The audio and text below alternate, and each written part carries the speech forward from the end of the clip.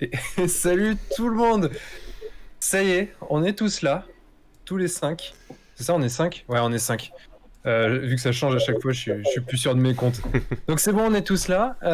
Est-ce que vous pouvez nous dire, toujours pareil, hein, si vous m'entendez et bien évidemment, après, on fera le petit tour pour expliquer un petit peu qui nous accompagne ce soir pour les news, votre petit shoot de news sur le monde de la figurine, de la peinture. Et en plus, ce soir, on va parler on va débattre surtout autour de l'impression 3D. Alors, est-ce que vous nous entendez? Je vois qu'il y a déjà du monde dans le chat. Yurlas, salut Tig. Gidono, non, Salut. Gidino. On entend très bien. Salut Ok, Clément. cool. Alors ce soir, pour nous accompagner, on va avoir la Dream Team, la classique, Clément, Marco, Urial. Et aujourd'hui, en invité, on a Kemaï. Kemaï qui va se présenter rapidement pour nous dire un petit peu ce qu'il fait. Mais en tout cas, on l'a invité parce qu'on va parler, comme je disais, d'impression 3D. Et là, on a un petit peu un professionnel de l'impression 3D. Donc, ça tombe un peu bien. Alors, dis-nous, Kemaï, qui es-tu? Donc moi c'est Michael, 35 ans et directeur de Forgelord 3D du coup. Ok. Voilà. Forgeol 3D qui est... Qui est une société d'impression 3D qui fait de l'impression à la demande et qui produit aussi des figurines Heroic Fantasy, un peu de science-fiction maintenant et du World War 2. Ok. Donc, du coup, c'est vraiment pour ça qu'on lui a proposé de se joindre à nous. Hein. C'est parce que vu que le sujet est particulièrement pertinent pour lui, on pourra avoir l'avis d'un professionnel qui a vraiment les mains dedans. Donc, ça devrait contribuer de manière assez pertinente au débat de tout à l'heure. Mais, comme d'habitude, on commence avant de débattre, on commence avec les news. Et aujourd'hui, si je dis pas de bêtises, vu que la dernière fois, il y avait Clément et Marco qui avaient tout donné, ils s'étaient lâchés, ils avaient donné tout ce qu'ils avaient, on va peut-être commencer avec Uriel, qui avait quelques petites news à donner, si je dis pas de bêtises. Exactement, moi j'avais des news sur les sorties de Warlord Games et notamment, bien sûr, du, de la CW Epic Battle. Donc, vous savez que je suis énormément. J'en suis déjà à 840 figurines peintes. Donc c'est un record pour moi déjà, parce que j'ai jamais peint autant de figurines pour un seul jeu. Donnez à cet homme une Je médaille, crois que s'il mon- vous plaît. Merci. En 15 mm, je crois que le mieux que j'avais fait, c'était pour mes Américains et j'étais arrivé à 420 figurines. Bon, il y avait des véhicules, c'est un peu plus long, mais quand même, là, 840, ouais, c'est balèze. Et j'ai pas fini, j'en suis même pas à la moitié. Voilà. Donc on va parler un peu de ce qu'il y a après la boîte de Ok. base. Et donc, du coup, Eh ben, c'est quoi ce qu'il y a après? lançons donc, voilà, lançons donc ça. Pour ACW, comme vous le savez, dans le starter, il y avait 2500 figurines, des décors, les règles de Black Powder version 2, un livret spécial pour pouvoir jouer avec du 13 mm en guerre civile américaine. Et donc là, on va avoir deux vagues successives. On va avoir la vague 2 et la vague 3. La vague 2 qui devait arriver en avril, mais qui n'arrivera qu'en début mai. Donc, on, on a les news d'avril-mai, du coup, qui vont arriver. Ok. Si notre cher ami... Pardon. voilà, les news d'avril. Et dans ces news d'avril, on va avoir une chose importante, c'est déjà, on a la cavalerie.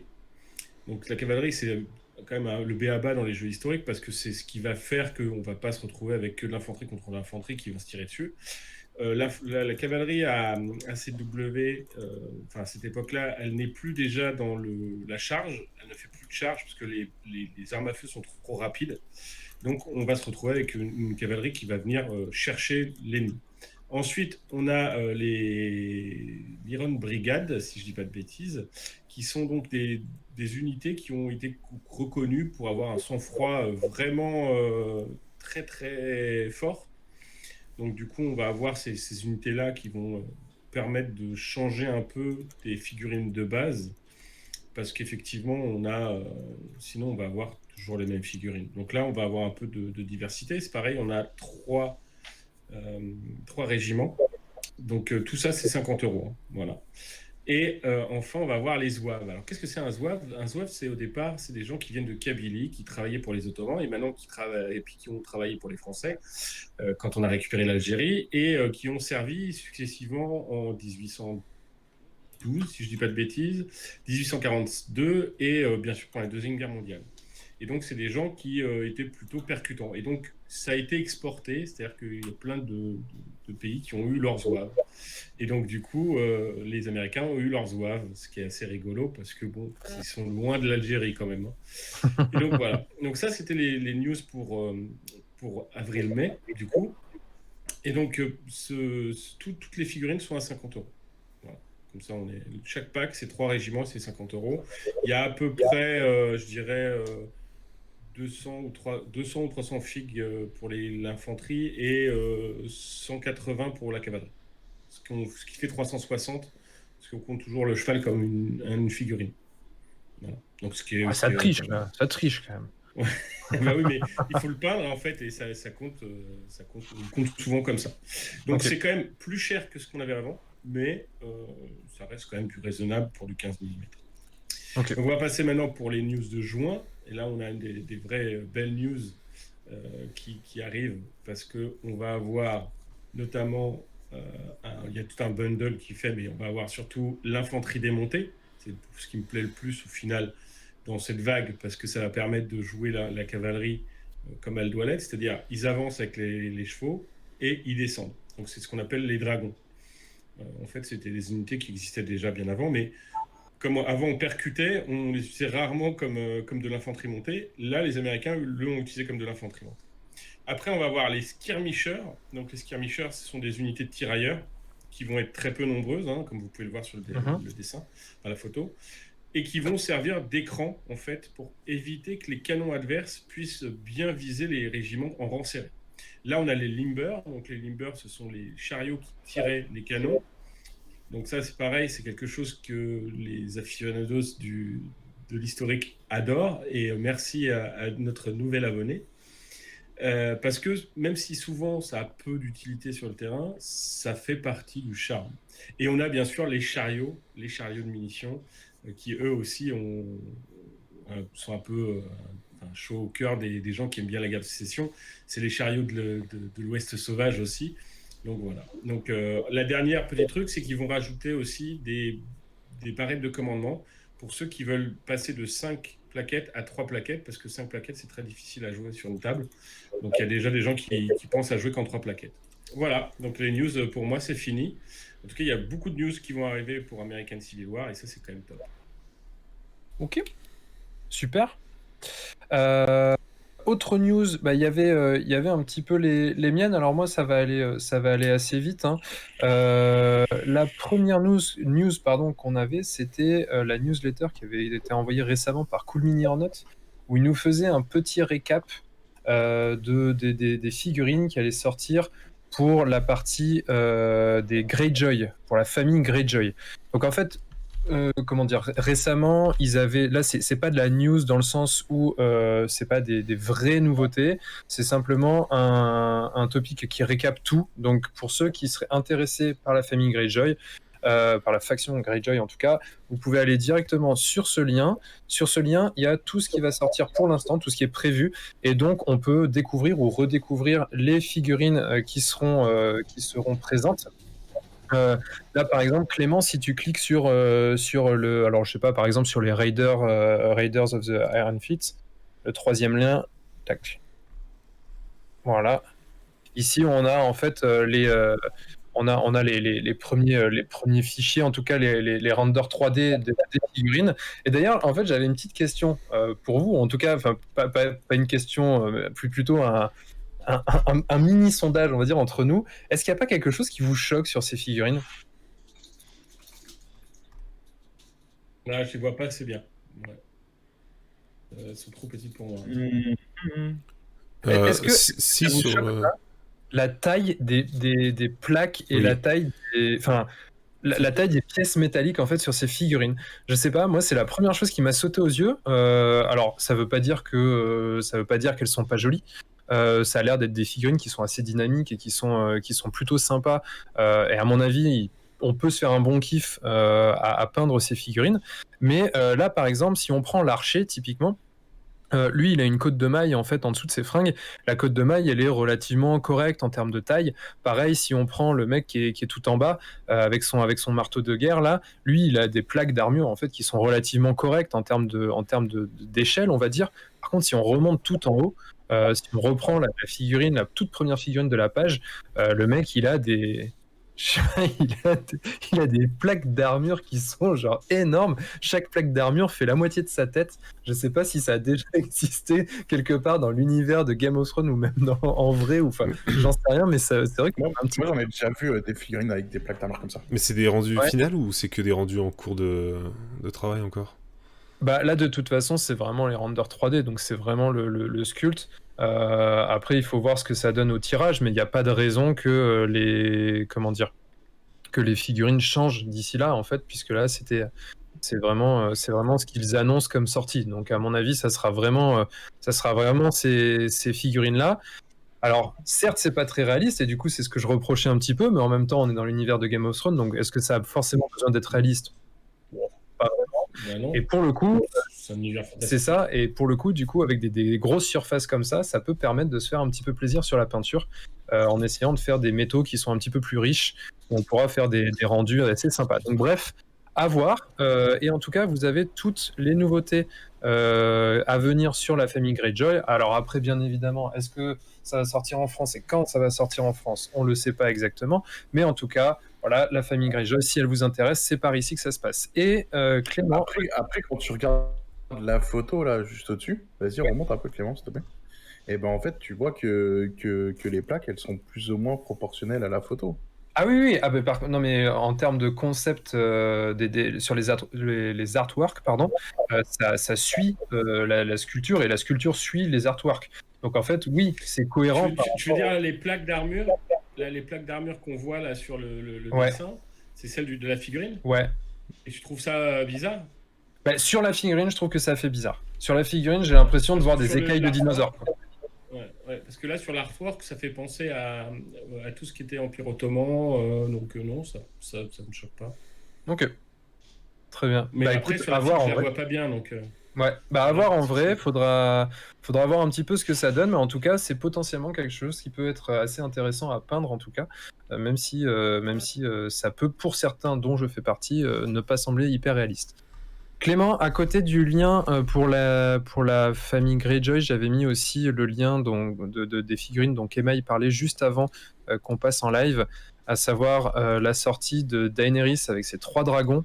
J'avais mis juste une image en fait. Voilà, qu'on voit ici. Et donc ça, pareil, hein, la sortie a été annoncée. Je trouve personnellement que les dragons, ils pètent bien. Ils sont quand même assez balèzes sans forcément trop en faire des caisses non plus. Donc je pense que ça aussi, pareil, ça peut être assez sympa sur une table de jeu de sortir les 3 gros dragons de Daenerys. Donc voilà, ça c'est pour les news de Cool Mini Note sur la partie A Song of Ice and Fire. Autre Moi, j'aime bien news. ces dragons-là parce qu'en fait, c'est juste parce qu'ils paraissent adolescents. Ouais, Et c'est du ça. coup, ça colle bien au roman. je trouve. Exactement. Ils font pas gros dragons vieux. Non, ils font vrais jeunes dragons parce qu'ils sont effilés. Ils ont vraiment ce côté un peu comme des bébés oiseaux, tu sais, où ils ont les ailes près de leur corps. Donc Ouais. non, je trouve que c'est bien rendu. Ouais. Alors perso, si je croise des bébés oiseaux comme ça dans le jardin, moi je me casse. Hein. Je sais pas vous, mais Oui, moi. moi aussi, je te confirme. Mais en tout cas, voilà, c'est vrai que je trouve que pour une fois, on n'a pas des espèces de, comme tu dis, hein, des gros dragons hyper mastoc qui prennent la moitié de la table de jeu, machin et tout. Non, là, on a le truc un petit peu comme on voit dans les romans et aussi un petit peu comme on voit dans un certain moment de la série. Donc c'est plutôt cool. Ensuite, deuxième partie des news, c'était simplement mentionner quand même le Kickstarter en cours de Mythic Battle Ragnarok, qui fait suite, alors c'est pas forcément une suite en tant que telle, mais qui fait suite au premier volet Mythic Battle Panthéon. Donc là, on part du coup sur la mythologie nordique. C'est toujours porté par Mythic Games. Donc on vous laissera découvrir un petit peu ce Kickstarter. Si vous voulez voir des photos des figurines peintes, en tout cas de certaines figurines peintes, je vous invite à aller voir aussi sur l'Instagram de Nico Dezé, qui a été sollicité par Mythic Games pour peindre certaines des figurines de la gamme. Donc il a participé aux peintures pour ce Kickstarter. Et bon, clairement, si vous voulez pas acheter le jeu, n'allez pas voir ces figurines, parce que si vous allez voir ces peintures, il y a des chances que ça vous donne un tout petit peu envie. Surtout si vous êtes bien branché dans la mythologie nordique. Les figurines sont juste magnifiques et avec sa peinture, ça rend vraiment, forcément encore mieux. En tout cas, voilà, n'hésitez pas à aller voir. Et pour l'instant, on peut pas trop dire exactement ce qui va se passer, mais il y a possibilité que peut-être que, a priori, c'est pas certain, mais il se peut que il se passe quelque chose par rapport à Mythic Battle Ragnarok sur la chaîne entre deux guerres. Alors j'allais dire entre deux guerres, non, entre jeux studio, puisque là, ce sera plutôt sur une partie de Let's Play. En tout cas, restez attentifs. C'est pas impossible qu'il se passe un petit truc dans les jours et semaines à venir. Et la dernière news. Pour ma part, c'était l'arrivée en Kickstarter toujours de Red Grass Game, qui relance un Kickstarter pour une nouvelle version de sa palette humide. Et alors, c'est pas simplement un reprint, on va dire, de la première version. C'est plus que ça, c'est-à-dire qu'ils ont revu l'intégralité de la palette.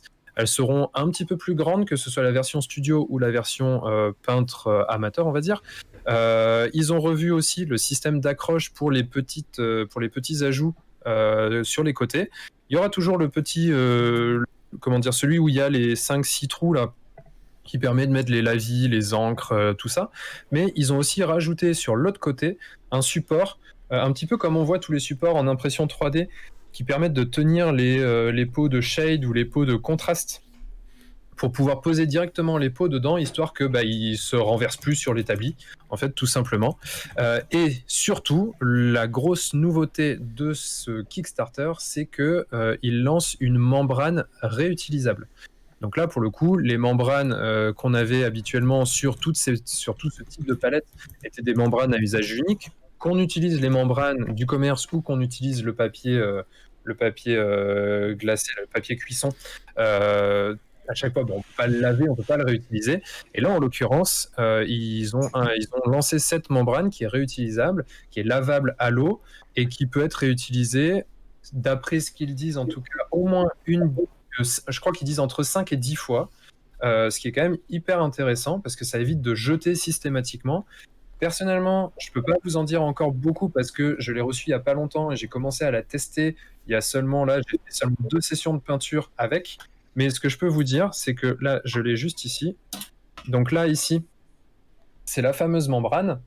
Là, ici, j'ai déjà fait 2 sessions de peinture dessus. J'ai fait une première session de peinture où j'ai laissé la peinture dessus. Je l'ai mise au frigo toute la nuit, puis je l'ai réutilisée le lendemain et ensuite je l'ai nettoyée.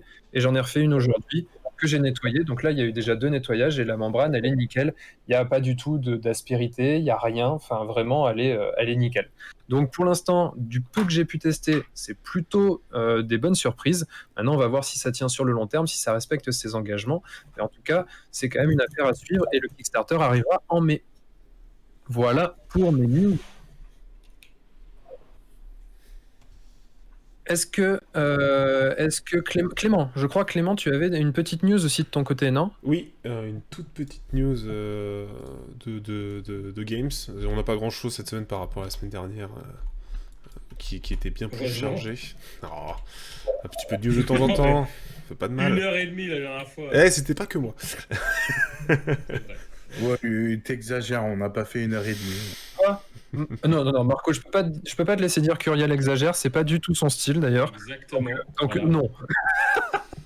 Tu vois, tu t'es médisant. On a fait maintenant. 45 minutes. Écoute, je vais présenter assez rapidement. Il y a 2 nouvelles figurines qui ont été dévoilées. C'était cette semaine, début de semaine si je me trompe pas. Donc 2 nouveaux héros pour l'armée des City of Sigmar.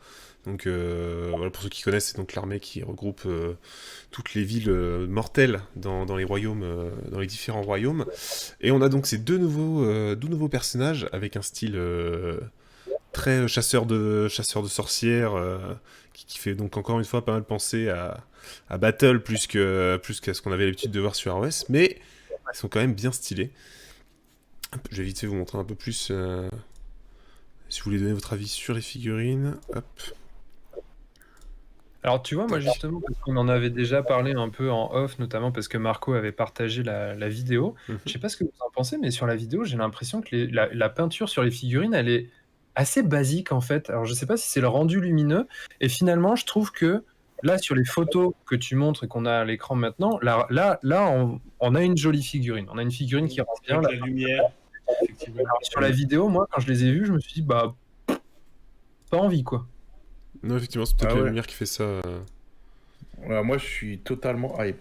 Elles sont trop belles. Ça fait penser aux griffons, aux griffons de confrontation. Elles sont juste magnifiques. Bah là, c'est vrai que quand tu les vois en détail comme ça, avec une peinture plus aboutie, tu sens qu'il y a du jeu de texture dans tous les sens. On a du cuir, du tissu, on a de la peau, on a des cheveux, on a du métal, il y a de quoi se faire plaisir. Puis c'est vrai que la figurine, elle est sympa, quoi. Il y a aussi Belle- des variantes. On peut voir des variantes, enfin rapides, hein, c'est juste les bras qui changent. Tu peux avoir soit il pointe le flingue, soit l'épée. Et de mémoire, on a après la même chose sur la deuxième figurine, voilà, avec... Elle a un chapeau en plus, si vous le souhaitez. Et ça sera tout pour Games cette semaine. Je vais pas plus vous embêter. Ah mais non, c'est trop court. Il y a même pas le temps. Bon, alors on refait les news de la semaine dernière, dans ce cas. Enfin, de la 2 semaines. Non, mais moi, je veux préciser quand même que sur SPAC, j'espère qu'ils vont mettre des compétences ou des cartes pour qu'on puisse les utiliser sur Curse City qui va arriver là bientôt. Ça serait vraiment pas mal, Ouais. effectivement, que ce soit utilisable des deux côtés. Alors moi, je partage juste, puisque ça m'est demandé dans le chat, l'Insta pour voir les figues de Nico sur la peinture de Mythic. Tuc, tuc, tuc, tuc. Mythic Battle, Ragnarok, et voilà, pouf. Fille de demander. Sinon qui dit on peut les jouer sur Mars Code Aurora. Oui, j'imagine que tu peux les jouer sur. De toute façon, tu peux jouer toutes les figurines sur Mars Code Aurora. Ah ouais, tu fais ce que tu veux. Ouais. Donc oui, tu peux les jouer clairement, et c'est vrai que ça fait des jolies figurines. Ok. Marco, toi cette semaine, t'avais pas particulièrement de news? En fait, juste préciser qu'il y a eu la sortie des cartes de certaines news qu'on a teasées pour Marvel Crisis Protocol. D'accord. Mais voilà, ils sont disponibles sur le site Atomic Mass Games si vous voulez aller voir. Ok. Voilà. Ok. Carte en français ou... En français, non, c'est sur un autre En, site. Ça. en français, on les a fait. Là, la vidéo, ça n'a rien à voir avec les cartes qui Dans la sont perche. utilisées, pour info. mais oui, les cartes, on les a aussi traduites en français, mais ça, c'est sur le groupe de Facebook. Mais en gros, oui, ils ont dévoilé quelques caractéristiques qu'on attendait, notamment Iron Fist et Luke Cage. Donc voilà. Ok. Très bon perso d'ailleurs. Qui est Luke Cage? Ouais. Les deux. Et vous avez Les vu, deux cette bons fois-ci, persos. j'ai pas dit Luke Cage, même si pour moi, même si pour moi, c'est un peu ça, quoi. Ouais, tu vas voir, il va être, je pense qu'il va être joué beaucoup sur les tables. Hein. Franchement, hein, pour 3 points, c'est un très Et bon temps. c'est vrai qu'il a des caracs assez de porc. Bah, faut bien qu'il y ait des caractères de port, parce que s'ils se basent uniquement sur la popularité et le charisme du personnage, ils en vendront pas une. Hein. Ouais. Moi, j'aime bien. Moi, donc, Oui, mais toi, c'est parce que t'aimes bien pas faire comme les autres. Mais sinon, après, tout le monde l'aime pas, c'est tout. Non, mais j'aime bien tu vois, le gars qui sort de prison, qui gagne des pouvoirs en prison et qui a pas envie d'être un super-héros, tu vois. Il dit non, mais moi je veux pas être super-héros et il loue ses services. Voilà. Il dit tu veux un super-héros, bah, tu me files du fric et je viens te sauver, mon gars, il n'y a pas de problème. Voilà, c'est pour ça que je l'aime bien. Voilà, Pourtant, je suis pas ce que capitaliste. j'allais dire, c'est Uriel le capitaliste. Ouais. Ouais, c'est complètement l'inverse de moi, mais ça changeait du super-héros complètement altruiste, donc j'aimais bien ça. Oui, c'est sûr. Ça va, on en a eu assez du Captain America, les gars. On Ça. veut un peu du héros vilain. Ok, eh ben écoute, du coup, ça veut dire que là, vu que tout le monde a fait le tour de ces petites news, on va passer on va dire, au cœur du débat, là. On va commencer à parler d'impression 3D. Et alors, en fait, du coup, l'idée de ce débat, c'était un petit peu de discuter entre nous, mais surtout aussi, du coup, avec Kemai qui va nous apporter encore une fois son regard professionnel sur le sujet, et aussi avec vous dans le chat, évidemment, pour savoir un petit peu, eh ben, quelle est votre opinion aujourd'hui sur l'impression 3D, et plus particulièrement sur l'impact de l'impression 3D sur, on va dire, sur l'ensemble de notre hobby, que ce soit sur la partie figurine et sur la partie peinture. Quand je dis quel va être l'impact, du coup, c'est déjà la grande question qu'on peut se poser, c'est, à votre avis, est-ce que le développement de l'impression 3D, comme on le voit là depuis, on va dire, bon, ça a vraiment commencé depuis 2018-2019, peut-être, quelque chose comme ça, est-ce que c'est quelque chose de positif pour le hobby aujourd'hui? On peut répondre quand on veut ou... Bah, ce soir, c'est mieux. Après, si tu veux répondre demain, on peut. Mais... Sinon, je peux faire une petite. Je voulais te l'écrire, mais bon, si tu veux que je te le dise en verra. Moi, je pense que c'est un très bon ajout, autant pour les sociétés que pour les particuliers. Pourquoi? Parce que les sociétés, elles ont un moyen très rapide, et on le voit par exemple, Mythic Games a créé toute son industrie sur des imprimantes 3D. Ils ont investi là-dedans et ils ont fait leurs figurines dès le départ en impression 3D pour pouvoir faire des protos. Et on a vu que ça changeait tout. C'est-à-dire que quand tu arrives avec un proto et que tu as déjà toutes tes figurines imprimées, ben, les gens ils ont plus tendance à vouloir à voir le projet, à croire dans ton projet. Et donc déjà, rien que pour les industries, je trouve ça super fort. Mais aussi pour les particuliers, parce que du coup, on peut trouver une gamme de figurines alternatives à ce qu'on joue et trouver la figurine qui va faire le proxy qu'on avait envie. Et donc, on passe de, je sais pas, une centaine de gammes à des centaines, des milliers, des 10 milliers de gammes. Voilà. On n'est plus limité par des grandes sociétés ou des petites sociétés. Non, on est limité par le mec qui a sculpté une figurine et qui le vend ou qui il le donne d'ailleurs. Après, c'est ça cache selon ses goûts. Mais l'idée, c'est qu'effectivement, on du coup créé une nouvelle industrie, comme on peut le voir avec Kemai, mais aussi avec Esquisse Miniature, ou des gens comme Sébastien Tess, qui aujourd'hui quittent leur boulot d'ingénieur parce que leur Patreon de sculpture 3D leur permet d'en vivre largement. Donc on a toute une nouvelle faune et flore dans notre hobby qui se crée et qui va laisser libérer les énergies et des créativités qu'on n'avait pas avant. Par exemple, moi, par exemple, j'aime bien la garde impériale à 40 000. J'ai beaucoup joué à la garde impériale à 40 000. Mais les figues de Cadia, moi, ça m'a toujours débecté. Ben là, par exemple, Sébastien Stess, il a sorti des figurines entre le médiéval et la Renaissance. Ben, donc, chaque figurine de la garde qu'il a fait, mais ils sont tous magnifiques, quoi. Et ça donne envie de les acheter, de les sculpter, de les peindre. Enfin, et voilà, il y a des armées, du coup, qu'on n'avait peut-être pas envie de jouer dans un jeu, et qui vont avoir des proxys tellement beaux qu'on aura envie de la jouer. Voilà, tout simplement. Je pense que vraiment, il y a... dans le chat qui nous dit que c'est intéressant pour des jeux comme 9e âge. Alors c'est vrai qu'en fait, ça peut aussi donner un second souffle, ou en tout cas ça peut poursuivre un peu la vie de certains jeux qui ne sont pas des jeux édités par des grands groupes. Notamment là par exemple, en fait, donc pour l'histoire de 9e âge, c'est un jeu qui a vu le jour suite à l'arrêt de Games Workshop de Warhammer Battle.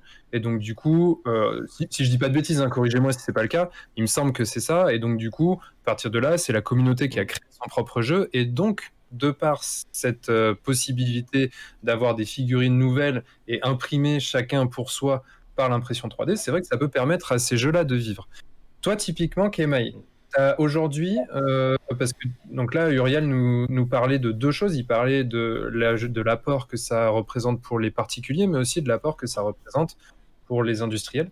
Toi, aujourd'hui, ta clientèle, ceux qui viennent te voir pour te dire, OK, moi j'ai ce modèle, je veux l'imprimer, ou alors qui ont vu un modèle chez toi et qui l'impriment pour eux, du coup, c'est qui en fait aujourd'hui, tes clients? Bah, en fait, mes clients, c'est des clients que j'ai découvert et qui m'ont découvert en fait grâce aux pubs que j'ai pu faire avec Uriel, Esquisse Miniature sur les vidéos, pour apprendre à faire connaître en fait déjà qu'en France, on a quelques impressions 3D, quelques sociétés d'impression 3D, on n'est pas beaucoup. Moi, je suis plus spécialisé donc du coup dans la figurine, mais je sais pas s'il y en a beaucoup d'autres encore. Enfin, j'en ai pas vu beaucoup d'autres pour le moment. Et j'ai un peu de tout. On va dire que je vends à peu près tous les mois, c'est 50-50. Donc en fait, j'ai 50% de clientèle en impression à la demande et 50% de clientèle qui prend sur ce que j'ai en produits que je propose par des artistes qui sont atypiques, comme des bustes, des choses comme ça. Et une gamme de décors aussi qui marche pas trop mal, parce que le décor, ça manque beaucoup sur les plateaux. Et proposer des décors, je vois que ça marche pas mal. Bah, on a tous en tête notre première partie de Wargame où l'arbre du champ de bataille c'était une paire de chaussettes et l'auberge du coin c'était une boîte de banania, c'est sûr. Là, j'imagine que du coup, ça ouvre des possibilités. Voilà. Le caillou du jardin, hein, Clément? Et le Ça te caillou rappelle du quelque jardin, la mousse. exactement. La mousse. Nous, on faisait des arbres avec de la mousse. Ouais. Et donc, du Et donc, on s'est engueulé parce qu'on avait ramené plein de bestioles dans la baraque. ça, c'est des monstres. Enfin, fallait expliquer aux parents, c'est pas grave. Donc, du coup, toi, tu dis aujourd'hui, c'est moitié-moitié, c'est-à-dire qu'il y en a la moitié qui choisissent sur ton catalogue et t'as l'autre moitié qui va venir avec son propre fichier STL pour que tu l'imprimes. Parmi Voilà. ceux qui sont ceux qui viennent avec leur propre fichier, ce sont des particuliers ou il y a aussi des entreprises? Particuliers et associations pour le moment. D'accord. Ok. Pour du wargame, donc du proxy 40K, hein, je vais pas mentir. Ouais. On parlait tout à l'heure de la garde impériale, j'ai sorti toute la nouvelle gamme impériale médiévale pour un client qui est d'une association. Et elle est vraiment impressionnante. Les On cavaliers. pourrait pas mettre le site en même temps, comme ça on pourrait montrer les figurines dont On tu l'a parles mis en à forme. même Ah temps. oui, Voilà. Ah, Ça, tu veux dire pour moi, ça en- fait tout ce qui est impression à la demande, c'est pas des choses qu'on voit, hein. Attention, hein, c'est Ouais. réservé aux clients Ouais, qui ont les droits d'impression, etc. Alors justement, c'était ma prochaine question en fait pour toi, Kemaï, c'est parce qu'aujourd'hui, comme toute nouvelle activité, on va dire, il y a toujours comment dire, déjà de la méconnaissance de la part de ceux qui souhaitent se lancer ou faire imprimer ou autre. Et il y a aussi des petits, potentiellement des petits vides juridiques parce que c'est une nouvelle activité. Aujourd'hui, si tu devais résumer un petit peu le cadre légal de ce qu'on a le droit de faire et de ce qu'on n'a pas le droit de faire en impression 3D, est-ce que tu peux expliquer comme ça à ceux qui nous regardent, je veux me faire imprimer un proxy pour telle armée, qu'est-ce que j'ai le droit de faire, pas le droit de faire? J'ai vu un STL que j'ai réussi à récupérer parce que quelqu'un me l'a donné comme ça, est-ce que j'ai le droit de le faire imprimer ou pas? Enfin, est-ce que tu peux nous donner quelques petites pistes comme ça d'un point de vue légal pour qu'on en sache un peu plus sur ce qui est autorisé et ce qui ne l'est pas, notamment ce qui concerne respect des droits de la propriété Droits d'auteur. par les sculpteurs ou autre. Ça, Voilà. je pense que c'est intéressant parce que tout le monde ne le sait pas forcément. Alors, moi, la plupart, pour l'instant, des clients que j'ai eus qui m'ont proposé donc, de leur faire des impressions 3D, c'est soit des dessinateurs propres qui font leurs fichiers eux-mêmes, donc ils modélisent eux-mêmes leurs pièces. Donc, je leur sors leur prototype et ils voient s'ils doivent les améliorer ou pas. D'autres viennent de Kickstarter pour répondre à un internaute qui posait la question. Il y a beaucoup maintenant de Kickstarter qui se font avec des fichiers STL. Pourquoi? Parce que beaucoup de personnes ont acheté une petite machine pour pouvoir imprimer, mais tous n'arrivent pas à avoir la qualité qu'ils peuvent vouloir avoir. Tout ça, après, c'est une question de réglage de support, d'appréhension, ou comment on dit, pour apprendre, en fait, faut apprendre à mettre tous ces supports, à bien les calibrer. Tout ça, ça joue beaucoup en fait sur la finition de la figurine. Bien sûr. Hein. Sinon, en fait, ça fait des marques et ça te fait des petits creux à chaque fois. Donc, si tu passes un avis ou quoi que ce soit, tu vas avoir directement en fait les imperfections agir sur ta figurine. Mhm. Ok. Donc, ensuite, tu peux faire donc d'un Patreon. Donc, j'ai des clients qui suivent des Patreons tout court, qui prennent l'abonnement le moins cher, mais qui n'ont pas l'imprimante. Mais en fait, pour 5 ou 10 euros par mois, ils vont avoir une armée à imprimer. Donc en fait, c'est des gens qui aiment bien peindre ou qui jouent à des jeux comme Saga, des choses comme ça. Donc peuvent se faire leurs petites armées à leur échelle avec ce qu'ils veulent, vraiment. Ils ont leurs propres règles. Tu peux trouver donc des fichiers gratuits aussi. Tout dépendra du fichier gratuit qu'on me demandera. Si c'est une pièce, c'est viable. Si on te demande plusieurs pièces, il faut quand même parler avec la personne parce que plusieurs pièces, si on te demande 10 fois une statuette de 15 cm je sais pas, Spider-Man ou quoi, que le mec a trouvé gratuitement sur Internet, là, moi, je serais réticent à le faire. Je pourrais faire une ou deux pièces. Au-delà de 10, le mec, ça veut dire qu'il va les refourguer derrière. Ça se trouve, il va les refourguer plus cher. Et même s'il a trouvé le fichier gratuitement, le mec a mis ce fichier gratuitement, soit il a piqué les droits, soit il a acheté le fichier, il s'est dit, bah, je vais le partager. Donc ça, c'est des revenus en moins pour ceux qui le dessinent. C'est pour ça que je soutiens en fait beaucoup de créateurs. Je crois en avoir 5 ou 6 maintenant de créateurs différents. Donc, qui proposent tous une gamme de figurines différentes et avec des échelles différentes. Donc, c'est assez intéressant. Ok. Voilà. J'allais te demander justement parce que c'est vrai que a priori l'aspect légal incombe plus à celui qui fournit le fichier finalement. Voilà. Mais, c'est quand même intéressant de savoir que toi, et donc du coup c'est aussi, je trouve, tout à ton honneur et c'est quelque chose à bien prendre en compte, je pense, aujourd'hui quand on fait imprimer des choses, c'est que toi tu te réserves le droit d'avoir un regard, on va dire, pour s'assurer que les choses sont faites Je peux refuser, oui. et en tout cas dans le respect dans le respect du travail du sculpteur. Et ça, c'est vrai que c'est vrai que c'est un très bon point. Donc rien que pour ça, bravo à toi, parce que je pense que tout le monde ne le fait pas forcément. Et on sait que c'est pas forcément hyper facile de vivre de ce genre de choses quand on est sculpteur. Sachant qu'en plus aujourd'hui, justement, le boom de l'impression 3D révolutionne un petit peu le travail de sculpteur, puisqu'avant c'était que des sculpteurs en matière, en produits physiques. Aujourd'hui, on a donc du coup beaucoup plus de sculpteurs qui travaillent aussi, voire que en numérique. Donc forcément, c'est aussi des métiers qu'il faut savoir protéger. Et justement, en fait, tout ce que tu dis, je trouve ça intéressant parce que tout à l'heure, on avait le point d'Uriel qui disait, bah oui, l'impression 3D, c'est positif, parce que ça nous permet déjà d'avoir beaucoup de la créativité de la part des sculpteurs qui nous permettent d'imprimer un petit peu tout ce qu'on veut. Ça nous permet d'imprimer beaucoup de choses, que ce soit du décor, de la figurine, du buste, ou bref, ça ouvre énormément de possibilités.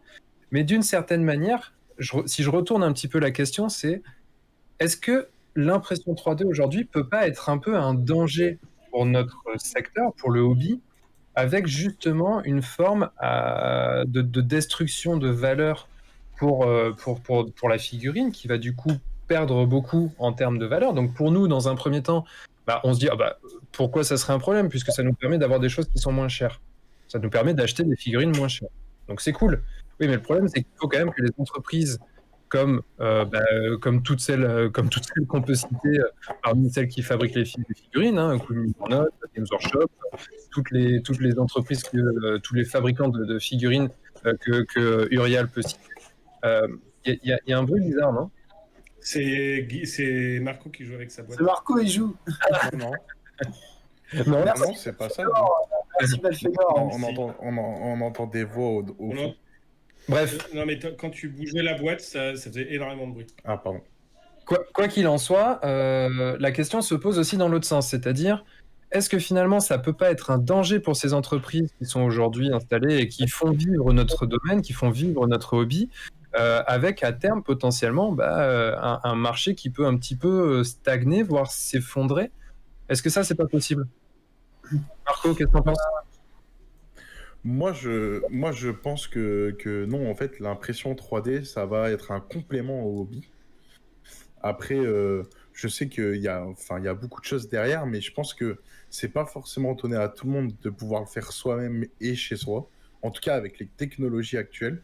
Enfin, moi, je suis séduit par le truc, mais franchement, j'ai pas forcément envie d'investir dans une imprimante 3D et je ferais plutôt appel à des personnes comme Kemai pour imprimer les fichiers que je souhaiterais. Et je trouve ça cool aussi parce que ça permet de personnaliser un peu son armée et de se dire, même si par exemple tu restes dans ton armée de base, je me suis acheté mon armée de base et on a les mêmes figurines plus ou moins les uns les autres, et ben là, peut-être que je vais acheter des têtes différentes, peut-être que je vais acheter des trucs pour personnaliser mes socles, etc. Et donc, en fait, ça permet aussi de mettre une patte en plus que sa peinture sur ses figurines et de sortir des proxys. Il y a des figurines, je vais te donner un exemple comme ça. Je suis pas trop fan de la figurine de Yann Solo pour Star Wars Légion. Par contre, je suis fan de Yann Solo pour le jouer dans Star Wars Légion, parce que c'est un bon personnage. Et ben, je pense que je vais partir sur l'impression 3D pour acheter une nouvelle figurine de Yann Solo. Ok. Je sais pas, il y a Clément qui se bidonne, je sais pas pourquoi. Parce que Yann Je sais Solo, pas je crois non que plus c'était pourquoi, l'erreur de exact. traduction dans les premiers Star Wars, mais c'est Han Solo en fait. Oui, Han Solo, Ah, c'est pour ça que tu t'es foutu de moi. En plus, t'as bien insisté sur le prénom, Ouais. c'était marrant. Pour en revenir à ton postulat, qui est pas inintéressant, au contraire, je pense que c'est une vraie interrogation qu'il faut se poser. Si on part au plus loin, on imagine que les sociétés disparaissent à cause de l'impression 3D. Ce qui serait bizarre parce qu'elles-mêmes pourraient acheter des imprimantes 3D et aujourd'hui, le plastique, même moulé, est moins cher que l'impression chez un imprimeur en fait. Mais admettons, on part sur l'idée que tout explose et qu'il n'y ait plus de société. D'accord. Mais avant les sociétés, il y avait déjà des gens qui créaient des jeux de figurines. Et aujourd'hui, il y a déjà des gens qui proposent des règles gratuitement ou de façon payante, comme Osprey, par exemple, qui ne fait que les règles, ou Studio Tomahawk, qui ne font que les règles. Donc on aura toujours ces sociétés-là qui font de la très bonne qualité. Osprey, c'est reconnu dans le monde entier, et Studio Tomahawk aussi. D'ailleurs, même pour France, c'est un français. Moi, j'ai plus de préférence pour Studio Tomahawk parce que je trouve que c'est mieux illustré. Donc on aurait effectivement une dissolution du marché, une partie figurine et une partie règles, voire des règles gratuites avec des gens qui pourraient de façon complètement bénévole créer des jeux et illustrer des jeux, et ça se fait aujourd'hui d'ailleurs avec de très bons jeux. Mars Code of Roi, c'est comme ça qu'il est sorti et on en parle beaucoup parce que c'est un très bon jeu. Donc non, il y aurait peut-être une dissolution de la partie figurine. Mais comme les créateurs, les gens qui aujourd'hui font des sculptures 3D, font des figurines que beaucoup dans la communauté considèrent comme égales, voire meilleures que ce que propose Game Workshop, notamment, pour citer que lui, parce qu'après, c'est quand même au niveau beauté de figurines, on est tous d'accord pour dire que c'est magnifique ce que fait Game Workshop. Donc, on aurait toujours... Enregistrer et clipper. Non, mais il n'y a aucun problème. Il n'y a aucun problème. Les figurines, moi, je ne suis pas fan du style. Faut le dire, elles sont belles aussi. Voilà. Moi, je ne suis pas fan du style, mais il y a un vrai travail sur la figurine. Au niveau technique, c'est très beau. Voilà. Donc là, on est quand même sur un postulat où le monde de la figurine s'écroule. Ben, on aurait toutes les sociétés qui font des règles qui resteraient, et il y en a plein, contrairement à ce qu'on peut penser, et des gens qui créeraient des règles. Et puis, il y aurait des sculpteurs qui se feraient payer soit par des Patreons, soit qui créeraient des sociétés d'impression 3D, et on aurait un nouveau marché qui se créerait, à mon avis. C'est mon avis complètement, hein. Je peux complètement me bourrer, et voilà, ça pourrait signer la fin du jeu de figurines. Mais j'y crois pas trop.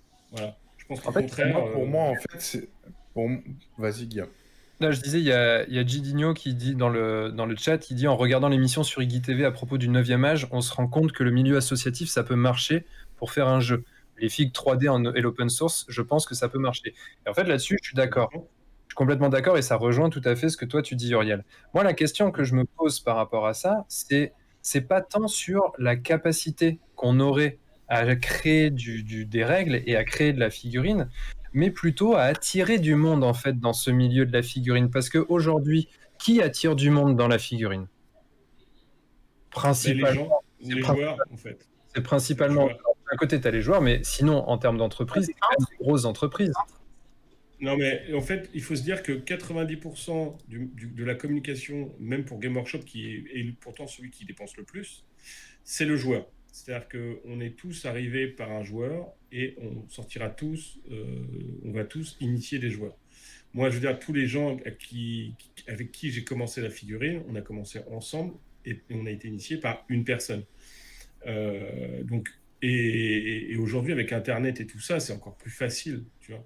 Le marketing viral, même pour des associations, par exemple, je vais prendre le Cercle Napoléon, que vous connaissez sûrement pas, qui est une association qui comptait avant Internet, c'est-à-dire dans les années 90, 500 membres.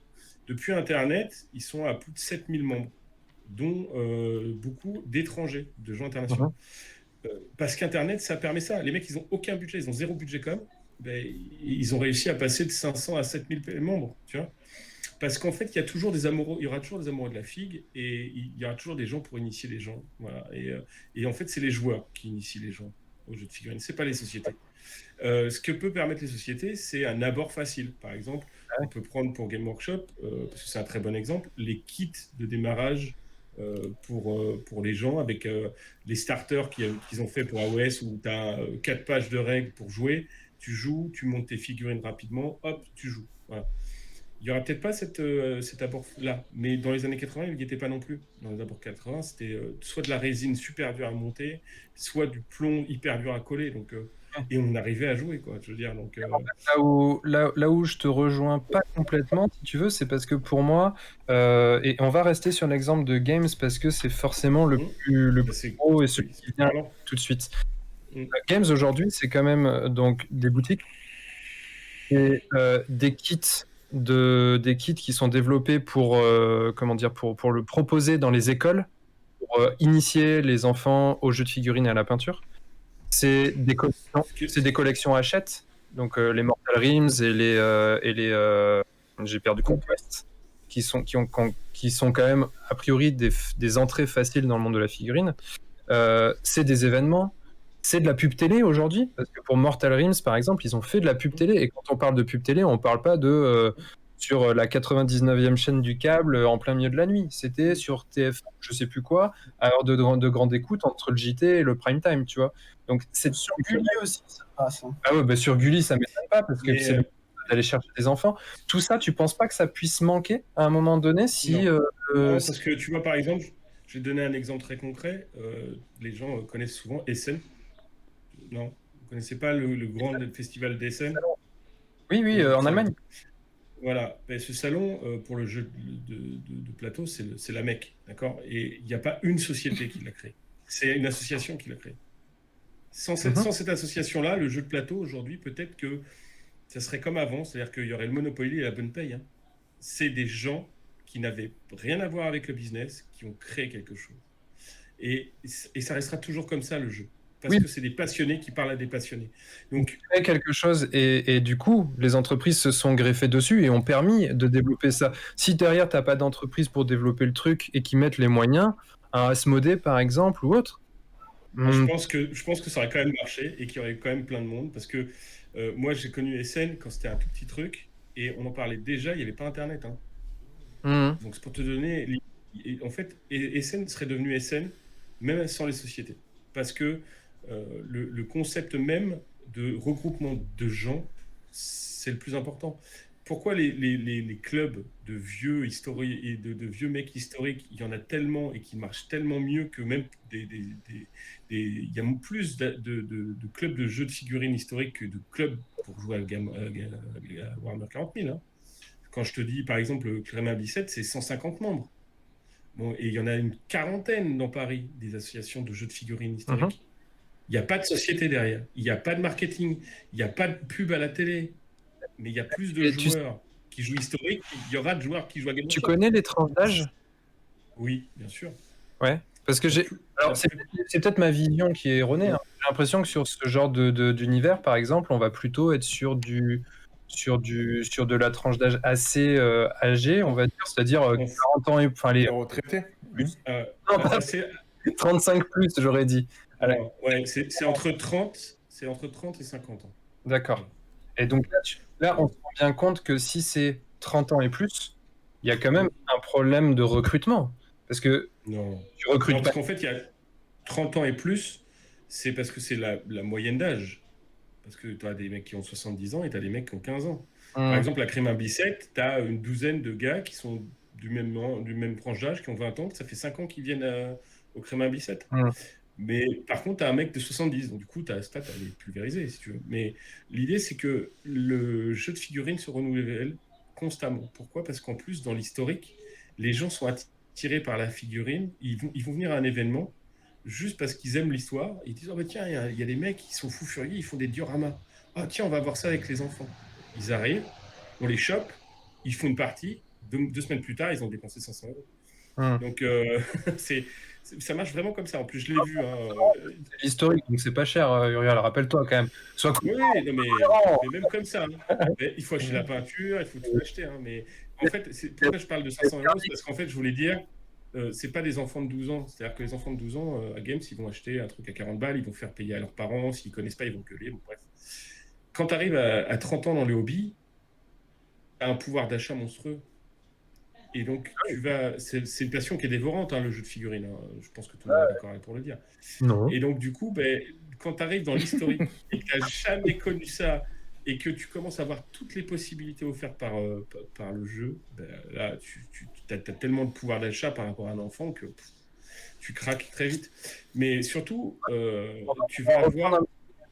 Excuse-moi, Uriel, je te Oui, coupe t'as un raison, petit peu. t'as raison. Parce Ouais, que on va... aussi. Donc c'est intéressant de les partager. Alors, il y a Belfegor95 qui nous dit: je trouve que c'est intéressant aussi pour ceux qui ne sont pas intéressés par le Wargame, ça leur permet de s'acheter des bustes et figurines grande taille. Je suis complètement d'accord avec lui. Ça, on va y revenir juste après. En effet, je pense qu'il y a une variable peinture sur figurine qui est vraiment pas à négliger. On a Scarlix qui nous dit: ouais, les sociétés ont quand même permis la professionnalisation du milieu qui a permis d'avoir un gros up de qualité d'édition. Il y a Yurlas qui nous dit: j'ai fait un sondage l'année dernière sur Warhammer 40 000 en tranche d'âge, c'est 27-35 ans. Le prix empêche les jeunes de jouer. Donc au final, en effet, on n'est pas... En fait, les 25-37 ans, c'est ceux qui vont dépenser du fric dedans, ça c'est clair et net. Ils vont y aller, ils vont aller à leur Game Workshop.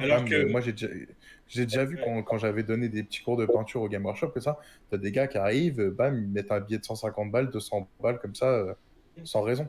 Et après, t'as le petit qui arrive, lui, il est juste venu avec ses 3 pots de peinture, ses 3 figues, et il s'est mis sur le truc à côté pour peindre. Non, mais moi, c'est vrai qu'à mon époque, ça coûtait vraiment pas cher, les figurines à Game Workshop. Donc, du coup, t'achetais ça. Moi, tous les mois, j'avais mon argent de poche. Et on allait avec mon pote et on craquait nos 30 francs, 40 francs. Et on avait 3, 4, 5, 10, 15 figurines. Donc, et on avait nos petits trucs pour augmenter notre armée. Et chaque mois, on augmentait notre armée comme ça. Et moi, j'ai de la chance parce que mon père était figuriniste, parce que lui, il faisait du Verlinden avec la Deuxième Guerre mondiale, où il faisait des trains. Mais c'est vrai qu'aujourd'hui, avec mes 30 balles, je achète quoi? Je veux dire, il n'y a rien, quoi. Donc c'est compliqué. Il y a plein de trucs. Il y a plein de trucs à acheter à 30 balles. On dérive peut-être un tout petit peu dessus. Tu peux prendre un petit sergent. 30 francs, hein, Marco, 30 francs. 30 francs. Il y a d'autres choses à aborder que le prix, je pense, et il faudra... Je voulais juste revenir sur un truc, sur le professionnalisme. Je suis d'accord avec la personne qui l'a dit, sauf qu'aujourd'hui, c'est plus vrai. Parce que, par exemple, moi, je fais de la pagination bénévole pour des jeux, et on l'a vu, par exemple, pour le livret de règles qu'on a fait pour Marvel. Aujourd'hui, les gens ont des capacités et des connaissances qui leur permettent de faire aussi bien que les professionnels. Là où ça va changer, c'est par rapport aux règles d'auteur indépendants et aux règles professionnelles, où souvent on a une meilleure accessibilité des gammes dites officielles professionnelles, si vous voulez. Ce qui est effectivement un vrai problème en France, c'est qu'on ne sait pas rédiger des règles comme en Angleterre. Les auteurs indépendants en Angleterre, quand ils rédigent une règle, c'est propre, carré, didactique, c'est facile à prendre en main. Enfin, pour la plupart, hein, j'exagère le trait, mais il y a vraiment une professionnalisation des amateurs, effectivement, à avoir, mais elle est possible. Franchement, aujourd'hui, je pense que demain, enfin là, moi, j'aide une association de loi 1901 à sortir un livre, V2, Légion d'honneur. Il va être paginé entièrement, il y aura des dessins, il y aura des cartes, il y aura tout ce qui fait un livre professionnel. Voilà, donc avec des schémas. Ok. Alors du coup, il y avait, j'essaie de suivre un petit peu à la fois la discussion et le chat, c'est pas évident.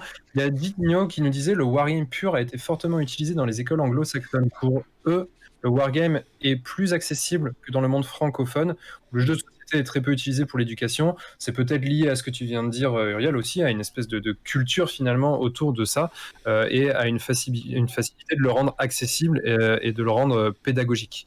Parce qu'en fait, il faut savoir que les Anglais et les Allemands l'utilisent dans leurs académies militaires depuis 1870 à peu près, le wargame. Alors que nous, on a commencé dans les années 48, 1948. Hein. Donc, on a vraiment une marge de progression à avoir en France. Yes. Alors, du coup, je voulais revenir en fait sur ce que nous avait dit. Alors, je ne sais plus qui l'avait dit. Je me demande si c'est pas Belphégor. Oui, c'est ça, c'est Belphégor qui parlait du coup de l'aspect plutôt peinture, buste, tout ça. Et du coup, je vais me retourner vers toi, Kemal, à nouveau, pour justement te demander un petit peu quelles sont. Est-ce que tu as une idée des proportions entre les différentes choses que les gens te demandent d'imprimer? Est-ce que ça va plutôt être de la figurine de Wargame? Est-ce que ça va plutôt être du décor? Est-ce que ça va plutôt être de la figurine entre guillemets dite pour peindre, c'est-à-dire des bustes ou des figurines de collection? Est-ce que tu as une idée de ce que c'est à peu près? Ouais, j'ai souvent un échange assez cool avec tous mes clients pour le moment. Du coup, à chaque fois, je sais pourquoi c'est. Donc, souvent, ils m'envoient les échelles sur lesquelles ils jouent. Donc, du Games Workshop, Sylvanès, on va dire. Donc, ceux qui veulent compléter par rapport à des articles de gamme que j'ai dans ma proposition, donc des Rangers Elf, des bois. En fait, tout ce qui est la gamme Elf des bois, comme c'est un peu oublié de Games Workshop, je profite un peu d'en avoir un peu. Et des gens qui complètent avec des archers, etc., qui sont des petites unités. Je crois que c'est 6 à 10 en unités. Voilà, ça, j'ai Belphégor, qui est un client qui, lui, fait juste de la peinture pure et dure, et dont j'ai quelques photos qui sont affichées des produits qu'il a peints. D'accord. J'ai écouté au site. Voilà, il fait beaucoup de diorama, et c'est vrai qu'il y a beaucoup de fans de diorama en ce moment, grâce au montage époxy. Tu prends ton petit tronc d'arbre que tu as coupé en tranches, et là, tu vas venir monter ta petite sculpture. Tes petites impressions 3D, tu as ta petite machine à la maison, et puis tu as trouvé tes petits cristaux, tu as trouvé ton arbre, tu as trouvé ta petite fontaine. Et les gens, ils vont faire tout leur petit montage comme ça. Et ça, en fait, ça se développe beaucoup. La peinture sur buste aussi est assez développée en ce moment. Tu regardes la chaîne Loot. Non, je sais plus. C'est un nouveau, pareil, créateur. Ils font la peinture de leurs produits en live. C'est sa femme qui peint. Ah oui, je vois. C'est un mec et une femme. Oui, je vois très bien. Oui. Ils sont super cool. C'est Loot 3D, non? C'est pas ça? Voilà, c'est ça. Ah non, c'est juste Loot. Non, t'as raison, c'est juste Loot, en effet. Et leurs produits sont super bien. Bon, ils n'ont pas encore de licence marchande. Peut-être ça viendra par la suite. On verra. J'ai failli les prendre. L'auberge et tout ça qu'ils proposent, et en fait, c'est super bien. Tu veux monter juste en fait ton comptoir avec 2-3 tables devant, tu mets ta petite scénette. Moi, j'en fais pas mal. Je peins peu et je joue peu, mais je peins plus pour essayer de faire des dioramas. J'adore construire des petits trucs comme ça. Et c'est vrai que, en fait, c'est varié. C'est varié. Et comme on est encore jeune, ça fait que 8 mois qu'on existe. Le bouche à oreille commence seulement à faire un peu son effet avec les clients qui sont contents, des gens qui ont vu ce qu'ont fait les clients par rapport à mes produits. Et du coup, en fait, les demandes viennent petit à petit tous les mois un peu plus. Et donc pour moi, en fait, c'est pas la mort parce que beaucoup de personnes ont des machines et en fait me contactent parce qu'ils n'arrivent pas à sortir correctement leurs figurines. Ils ont ouais, mais bien sûr. Là, il y avait avant le live, en fait, j'avais essayé de chercher des. Tu pourrais même donner des cours d'apprentissage à l'impression 3D en vrai. Ça pourrait être un deuxième marché. Que j'ai galéré à trouver. Et garder mes secrets, c'est bien. C'est bien. Pour l'instant, j'ai cet avantage-là. Pour l'instant, j'ai cet avantage-là. Donc, en fait, je vais le garder. Grâce à Imperial Terrain, le nouveau créateur qu'on a pris pour éditer en fait notre proxy Star Wars, donc science-fiction actuelle, je viens d'apparaître en fait en Europe. On est 4 à 5 imprimeurs, j'ai découvert, qui essayons de faire ça professionnellement, dont 2 ou 3 Allemands. et un espagnol. Donc, et je suis le seul, et je suis Ils sont dans le forts, seul ces Allemands. à proposer cette cam-là en Europe. Donc du coup, en fait, je viens Tiens, d'apparaître imprimeur là. en parlant de décor et tout ça, aujourd'hui, tu as combien d'articles sur J'en ai un peu plus de ton... 1000, là, je suis un peu plus de 1000 articles différents.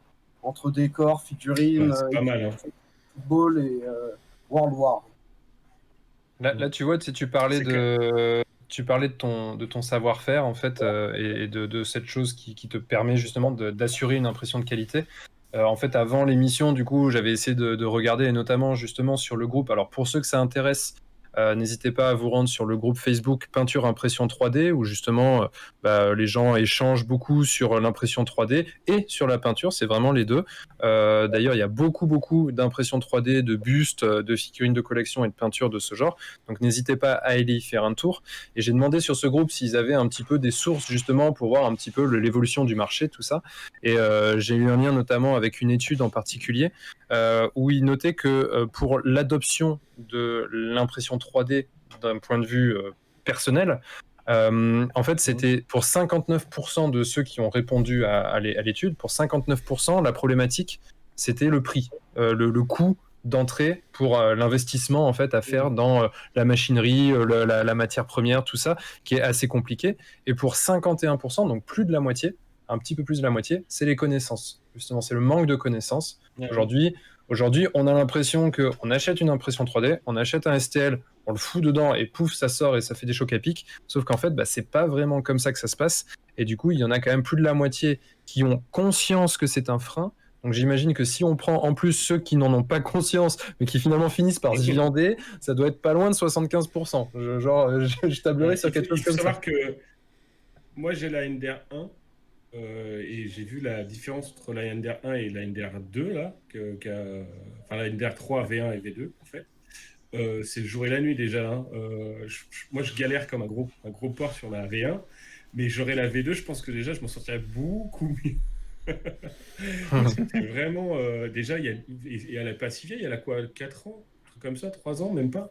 Donc, il y a vraiment une évolution aussi des machines et de la facilité à utiliser les machines qui apparaît Ouais. et qui va faciliter de plus en plus la vie.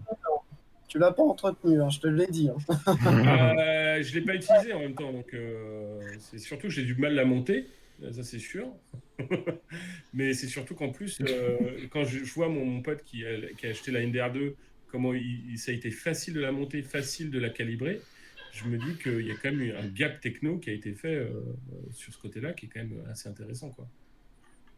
Il y aura forcément avec le développement de ce milieu, et c'est justement, je pense, une des clés du développement à plus grande échelle d'un point de vue individuel. Je parle même pas là d'un point de vue entreprise, mais pour que ça pénètre davantage de foyers et que ça touche davantage de personnes individuelles pour s'équiper, il va falloir en effet qu'il y ait une évolution dans la facilité d'utilisation et aussi probablement dans l'accessibilité par rapport à la dangerosité de certains produits, notamment les imprimantes résine.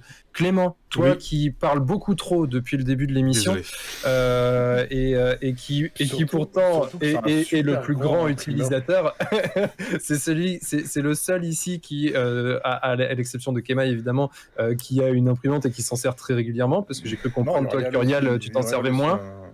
Ouais, mais moi, voilà, c'est ça, tu t'en sers moins. Moi, j'imprime des Donc, du coup. Moi, j'imprime des sous-socles, en fait, pour mes jeux de figurines histo, pour pouvoir insérer une barre métallique, en fait, directement dans l'impression, pour pouvoir faire des socles métalliques aimantés. C'est tout, vraiment. Donc, c'est pour ça, Clément, lui, il avait même, une fois sur la chaîne, il avait même montré un petit peu de la modélisation assez rapide pour faire des petits décors, tout ça. Toi, en fait, à l'époque, qu'est-ce qui avait motivé ton choix de franchir le pas, de t'équiper, et quelles ont été tes plus grosses, on va dire, tes plus grosses difficultés pour utiliser tes machines? Alors ce qui m'a motivé un peu à rentrer dedans, c'est que j'avais un collègue qui avait acheté une imprimante 3D. En fait, on en parlait pas mal, il me montrait un peu ce qu'il arrivait à imprimer. Et en fait, j'ai acheté la même. Ou on me l'a offert, je sais plus trop. Peu importe. Enfin, j'ai récupéré la même que lui.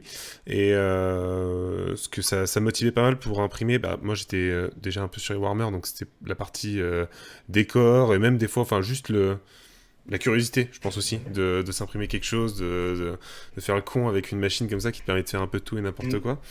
Et après, en difficulté, en vrai, je pense que...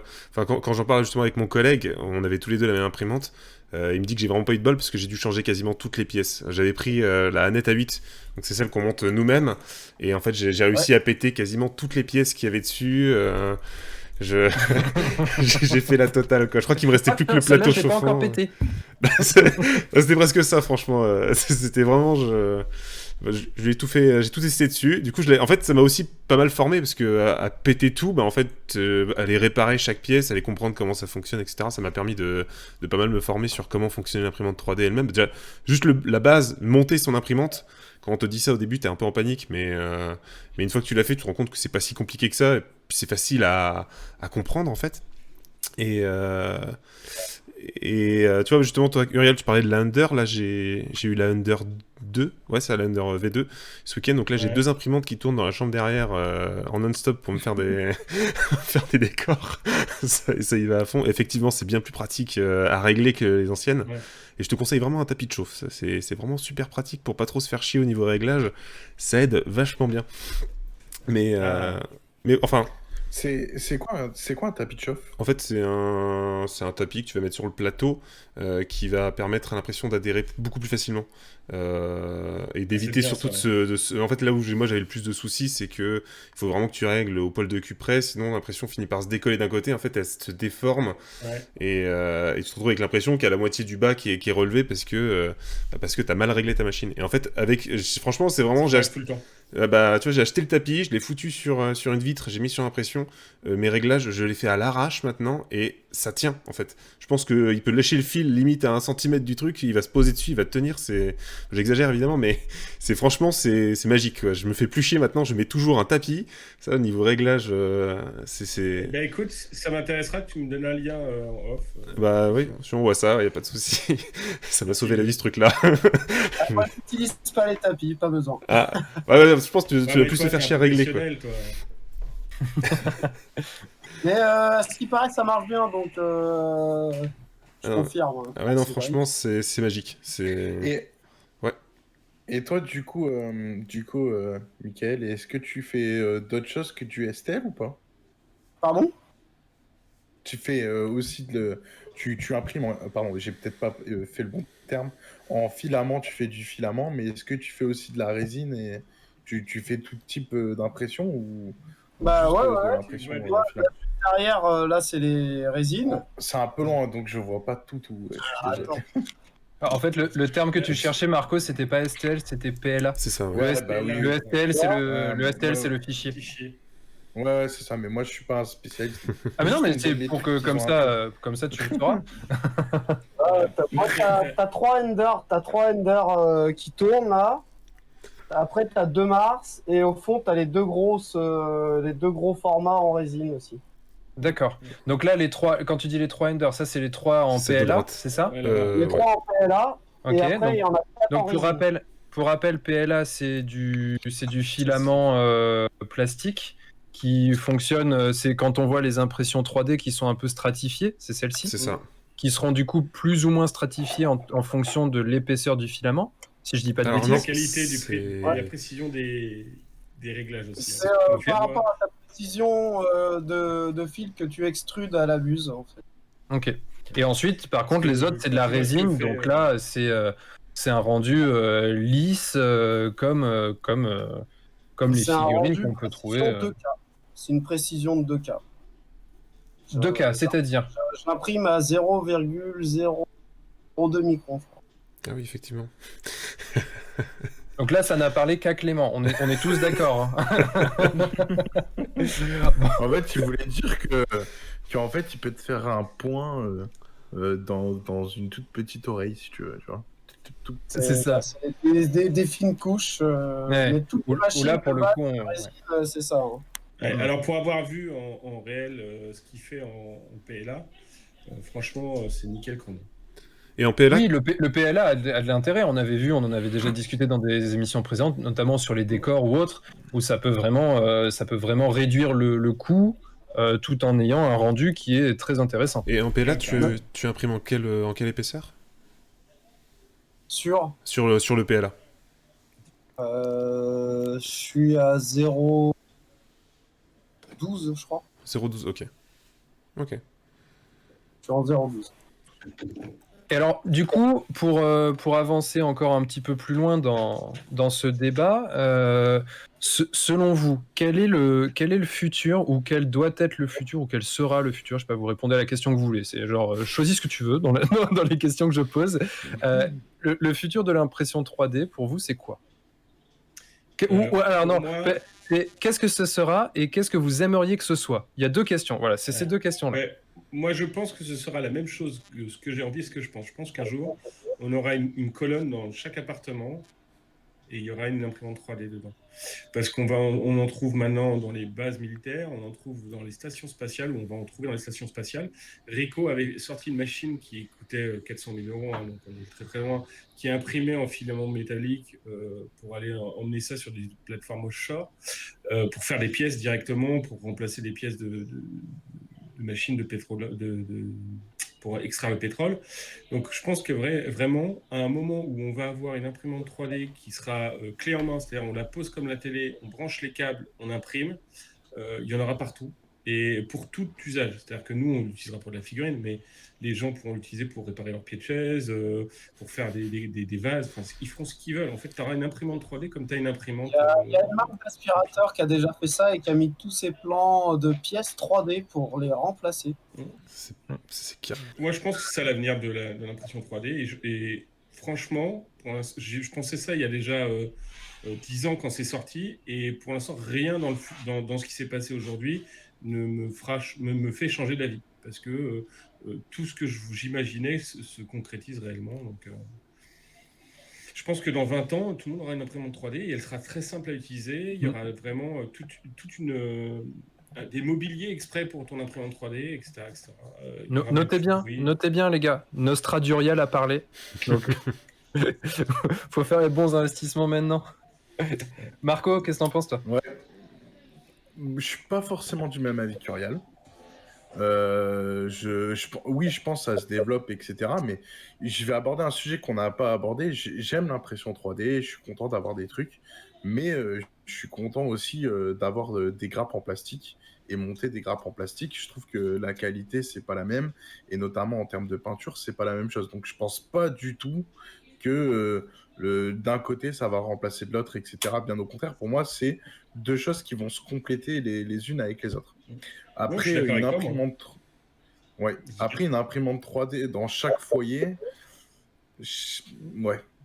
On disait ça des imprimantes j'y crois pas papier. autant. Tu sais, moi, je suis de Oui, mais l'époque les où l'imprimante imprimantes... papier, voilà, on ne pensait pas que les gens en achèteraient pour chacun. Et aujourd'hui, ben, tu as un ordinateur, tu as une imprimante. Hein, donc, c'est comme ça. Donc, tu vois, vraiment, j'y crois. Je suis d'accord avec Uriel, parce que en fait, je pense que ça va se faire petit à petit. Tu vas dire, toutes les personnes qui bricolent un peu chez eux, avoir une imprimante 3D, ça va être la folie, puisque tu as besoin d'une pièce pour réparer un truc à droite à gauche, bah, comme les aspirateurs que Kemal parlait. En 2-2, tu vas pouvoir t'imprimer ta pièce et réparer tout ce que tu as envie. En fait, ça va commencer petit à petit par des petits trucs à droite à gauche, et au final, effectivement, je pense que ça va être utilisé par tout le monde et finir chez tout le monde, quoi. Aujourd'hui, le seul frein, c'est le temps d'impression, qui est beaucoup trop long, et le coût de la machine. Voilà. Mais quand ces trucs-là vont arriver à des prix équivalents, le coût de la machine, et encore, là maintenant on est à des prix raisonnables, hein, mais quand on arrivera aux alentours de 90 euros pour une bonne machine de qualité, un peu comme aujourd'hui on peut acheter une HP ou une Canon, tu vois, pour imprimer ses papiers, et qu'on mettra plus 15 heures pour imprimer un truc, ben, je pense qu'effectivement, là, on aura vraiment une démocratisation. Et bien sûr, il faut que la machine soit clé en main. Hein. Ouais, On branche, on imprime. Je pense quand même que tu oublies un petit frein aujourd'hui, Uriel, qui n'est pas vrai pour tout type d'impression, mais en tout cas qui l'est probablement pour l'impression résine, qui est l'aspect un peu sanitaire, Oui. c'est-à-dire l'évacuation des gaz qui s'échappent de la machine, qui reste à mon avis un frein. Alors pour ceux qui en ont conscience, mais qui reste un frein à mon avis pas négligeable, peut-être même encore moins négligeable qu'aujourd'hui le prix, puisque le prix est en train de bien chuter, tandis que pour l'instant, j'ai pas l'impression qu'on ait vraiment de solution qui puisse permettre d'échapper au gaz de la résine. Je pense qu'un jour, ils vont inventer une résine. Oh, pardon, excuse-moi. Mais un jour, ils vont inventer une résine. Ouais. On t'a pas entendu, Kemaï, vas-y, redis ce que tu nous as dit. Toujours avoir une ventilation qui tourne. Ouais. Ouais. Oui, non, bah, c'est sûr, mais après, oui, donc Uriel commençait à dire qu'il Ouais. y avait potentiellement du développement en termes de matériaux. Oui, Pour un arriver. jour ou l'autre, ils développeront une résine qui sera sans solvant et qui permettra d'avoir de. En tout cas, j'y crois. Elle existe. Hein. Il y a déjà la résine lavable à l'eau, mais t'as pas les mêmes résultats. En fait. Bah ouais, voilà. Il faut qu'ils attendent la qualité. À ce qui paraît, ça marche assez bien, mais des fois, il y a des défauts avec cette résine. Alors, oui, Yurlas parle ici dans le chat de résine de maïs. Moi, là, j'avoue que je connais pas du tout. Escarix qui dit j'ai hâte d'imprimer 10 pouces supplémentaires à ma télé. Du coup, tu peux construire toi-même tes extensions. Ah tiens, elle est sympa ta terrasse, tu l'as construite comment? Impression 3D, mon gars, ça m'a pris une demi-journée, c'est parfait. Mais tu sais qu'il y a des imprimantes 3D qui font des maisons. Bah, alors justement, en fait, moi, c'était ce à quoi j'allais venir. C'est vrai que depuis tout à l'heure, en fait, on parle de réparation d'objets, ou en tout cas, on parle de fabrication d'objets, que ce soit de la figurine, des pieds de table ou quoi que ce soit. Je pense que vraiment le futur de l'impression 3D, et moi je laisserai ensuite le mot de la fin sur ce débat, on va dire, à Kemaï, qui est probablement celui qui a la meilleure vision. Mais en tout cas, pour moi, ça va beaucoup plus loin que tout ça, parce qu'aujourd'hui, en effet, comme tu le dis, il y a des maisons qui commencent à être imprimées en 3D, avec des machines qui sont surdimensionnées et qui ne sont pas du tout celles qu'on peut avoir dans notre salon, bien évidemment. Mais c'est quand même le système de l'impression 3D, et ça va bien plus loin que ça, puisque aujourd'hui, il y a des recherches qui sont faites pour pouvoir imprimer de l'alimentation en 3D, et notamment avec alors je sais pas exactement comment ça fonctionne, mais c'était... En fait, ils prennent des cellules souches et ils font un steak. Oui, c'est ça. Et du coup, ils construisent des steaks hachés imprimés en 3D. Et quand on sait qu'aujourd'hui, il y a des vrais problèmes à la fois en termes d'économie, mais aussi en termes d'écologie, la consommation de viande, par exemple, c'est des sujets qui font beaucoup débat. Je pense qu'on arrivera à un moment où ces technologies vont peut-être arriver pour apporter une autre solution en fait à ce qu'on connaît aujourd'hui. Là aujourd'hui on pense à la construction, on pense à l'alimentation, mais j'imagine que ça va venir aussi au niveau de la santé pour fabriquer plus facilement des prothèses ou je ne sais quoi. Déjà pour les prothèses, pour tout ce qui est déjà le cas, dentaire, toutes les prothèses dentaires sont faites en fait avec des scanners 3D et derrière c'est imprimé avec les mêmes machines que j'ai. Sauf que c'est une résine qui vaut 500 € le kilo. Et... Oui, voilà, c'est sûr. Non, mais c'est sûr. Non, mais c'est surtout que les prothésistes dentaires, ils avaient, avant l'impression 3D, ils avaient une durée de vie jusqu'à 45 ans, 50 ans, à cause de la toxicité de la résine qu'ils utilisaient pour faire leurs prothèses. Aujourd'hui, avec l'imprimante 3D, potentiellement, ils vont augmenter leur durée de vie. Les gens qui étaient dans un métier à risque, vont peut-être, grâce à l'imprimante 3D, vivre. Ah d'accord, tu parles des prothésistes, tu parles pas des prothèses. Okay. Non, les prothésistes.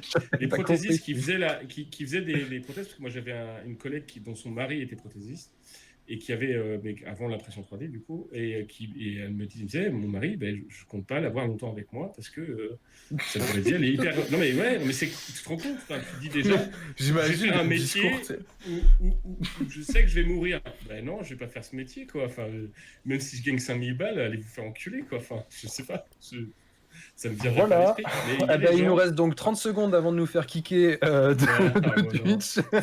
Nous signalez pas, les gars. Mais voilà, en tout cas, c'est vrai que là, pour l'instant, le débat était forcément autour de notre passion, et c'est normal, mais je pense en effet que l'avenir de l'impression 3D, il passe aussi par là, avec vraiment des applications dont on n'a pas idée aujourd'hui, quand on sait qu'aujourd'hui, certaines études considèrent que les métiers qui vont exister dans 10 ans, dans 20 ans, n'existent pas encore. J'ose même pas imaginer avec ces technologies-là où ça peut nous amener, mais en tout cas, on peut déjà essayer d'imaginer, notamment sur d'autres applications comme la nourriture ou autre. Ça peut nous amener sur Mars, parce que du coup, c'est grâce à l'impression 3D. Sur la Lune, ils vont construire leur base lunaire avec ça, directement avec les composants de la Lune. D'accord. Le régolithe lunaire. C'est déjà presque prévu, ça. Ok. Et ils ont fait les robots, ils ont fait déjà tout ça. Ils ont déjà des idées de concept pour créer des robots qui vont être des imprimantes 3D, qui vont ramasser de la poussière, qui vont la compacter, qui vont faire un produit qu'on pourra imprimer en filament pour faire le village lunaire. Et c'est ça qui a lancé ce projet. En gros, là, ce que vous êtes en train de dire, c'est que tous ceux qui se prennent la tête pour essayer de construire des petites figurines en plastique avec leur imprimante et qui n'y arrivent pas, c'est vraiment c'est vraiment des losers, quoi, les types. Ah bah, c'est surtout que la technicité, c'est pas la même. Ouais, c'est sûr. Mais Non, bon, bien moi, sûr, j'ai pas un j'imagine. diplôme d'ingénieur. Hein. Bon. Et donc, toi, du coup, Kemaï, dis-nous un petit peu quelle est ta vision du futur de l'impression 3D, aussi bien pour notre secteur, on va dire, que d'une manière plus générale, parce que c'est intéressant. Bah, moi, je pense que pour notre secteur, Moi, je pense que je vais te péter de thunes, les gars, en fait. C'est ce que je vois. pas encore, mais pourquoi pas? Moi, je veux bien, hein, je demande que ça. Non, pour ce qui concerne la figurine, tout ce qui est jeu, etc. En fait, pour l'instant, c'est une bonne opportunité pour, comme c'est quelque chose qui est en train de grandir, de se faire plus connaître. Maintenant, il y a plus de particuliers qui osent essayer de lancer aussi leur propre gamme de jeux. Euh, on va en rester pour l'instant sur les jeux, après j'irai sur un autre sujet. Mais moi, je pense que là, pour l'instant, de ce que j'en ai vu et en contact que j'ai eu, je pense qu'il y a plusieurs projets de jeux qui peuvent essayer de s'établir avec des personnes qui veulent justement proposer d'autres variantes de jeux qui n'existent pas forcément. Mhm. Voilà, je peux pas en dire plus. Oh, ce pseudo-teasing. Ça peut y avoir aussi, j'en ai parlé avec Citroën, mais c'est pour faire des pièces pour des voitures. Il pourrait leur revenir moins cher de les produire en fait, vu que c'est des pièces cachées. Ils s'en foutent de les faire en plastique dur, machin, moulé. Et ça peut, voilà, en fait, même pour les entreprises, bah, ça se fait déjà pour, si je me trompe pas, c'est Mini et BMW qui font déjà beaucoup de pièces par impression 3D maintenant, grâce à un coût de revenu et en plus plus léger, grâce à un taux de remplissage que tu peux gérer. Oui. Donc, Moi, j'avais parlé avec une société qui faisait des imprimantes 3D il y a une dizaine d'années, et eux, leurs principaux clients, c'était les architectes. Ah, mais Parce tu que pour trouves vraiment pour beaucoup faire d'applications. les plans, tu sais, les plans en 3D, quand ils font Ouais. tu sais, les quartiers et tout ça, ben, en fait, ils utilisaient des impressions 3D. Et ils me disaient, moi, mes clients, la plupart, c'est des architectes. C'est assez rigolo, je trouve. Moi, c'était il y a quoi? Alors, attends, je te dis pas de bêtises. C'était il y a peut-être 2 ans et demi, 3 ans. J'avais rencontré une entreprise qui se lançait pareil sur l'impression 3D. En fait, eux, ce qu'ils proposaient, c'était toi, en tant que particulier, tu avais, je sais pas, ta tondeuse, par exemple, qui était cassée. Il y avait une pièce qui était cassée et tu la retrouvais pas, en fait. Du coup, tu leur envoyais la pièce. Ils te la modélisaient gratuitement. Comme ça, du coup, ensuite, ils avaient les modèles pour pouvoir la réimprimer pour tout le monde et ils te vendaient juste l'impression 3D. Et en plus de ça, ils faisaient ça dans une matière. Alors, je crois que c'était un truc avec du maïs ou quelque chose comme ça, un truc un peu biodégradable, mais qui en plus avait une solidité de fou, qui était presque encore plus solide que les pièces de base. Donc, je sais pas aujourd'hui où en est cette entreprise, mais j'imagine que ça doit bien marcher pour eux. Mm. Donc, du coup, excuse-nous, on t'a un petit peu coupé, Kemaï. Oh, non. Et ouais, non, je pense que ça peut être utile à plein de secteurs. Voilà. Moi, je pense aussi que ça peut être utile aussi pour les supermarchés, pour faire tout ce qui est en fait en avant de PLV, etc. Comme je venais du domaine de l'impression avant, où justement je faisais, je me répète, par rapport à d'autres produits, mais j'ai fait des produits de luxe, où tu viens travailler directement les plastiques que tu dois plier, découper au laser, etc. Que tu passes par un bureau de PAO avant pour les transmettre à la machine. Tout ça, ça a un coût, en fait. Et bah, en fait, quand tu penses que c'est pas cher par des grosses entreprises, ça peut être moins cher en fait par des entreprises comme ça, par juste une impression 3D. Il suffit d'avoir plusieurs machines, tu vas lancer ça, et puis en fait, bah, tu vas te rendre compte que tu es beaucoup plus gagnant en lançant des impressions 3D qu'en faisant de la découpe laser, etc. Et en plus, si tu peux mettre tes motifs, voilà, ce ne sera pas un dessin juste imprimé, tu auras un motif en relief 3D. Donc, Non, puis en plus, tu as aussi tout le côté prototypage, moi, que j'aime bien dans l'impression 3D. Ouais. Au départ, c'est ça, même si tu vas pas plus loin, tu peux aussi des prototypages pour du moulage. derrière ou- pour des gens qui préfèrent des moules. Ou même comme tu disais, demain, moi, je crée mon jeu, je veux pas forcément le commercialiser, mais je fais un jeu de plateau, tu vois, un style, un jeu de loi, mais amélioré. Voilà. Et ben, je peux faire mes propres pièces, ça va me coûter 50 balles, 40 balles, voilà. Et à la fin, j'ai mon jeu. Voilà, j'ai un jeu avec mes pièces, avec mon plateau, avec tout ce que tu veux. Et je trouve ça vraiment fascinant, et c'est vraiment ce que j'adore dans l'impression 3D, c'est qu'on n'a plus besoin d'être une grosse société ou une société tout court. On peut créer son truc dans son coin et faire son truc. Là, par exemple, il y avait, c'était Pete qui était en train de s'amuser à faire un Among Us avec des figurines. Voilà. Ben là, c'est pareil. Tu peux imprimer ton vaisseau, tu peux imprimer tes petits bonhommes d'Among Us, et puis tu fais ça pour tes gamins et pour ma poule. Tu n'as pas besoin même de vouloir le commercialiser. Tout simplement, tu peux vouloir jouer avec tout seul dans ton coin. Je trouve ça génial, quoi. Ouais, c'est clair. Donc on aura tous retenu l'info que Uriel va nous faire du coup un jeu de loi thématique historique avec des figurines de 15 mm. Voilà, c'est notez ça. Ou alors, maintenant, ce qui est bien à la galette des rois, c'est que tu seras jamais en galère de fèves, quoi. Jamais, moi. Tu sais, je mets une figurine de 15 mm en plomb et hop. Ah bah oui, parfait, en plomb, c'est nickel. Ah oui. Bon, j'en mange pas moi-même, mais les enfants adorent ça.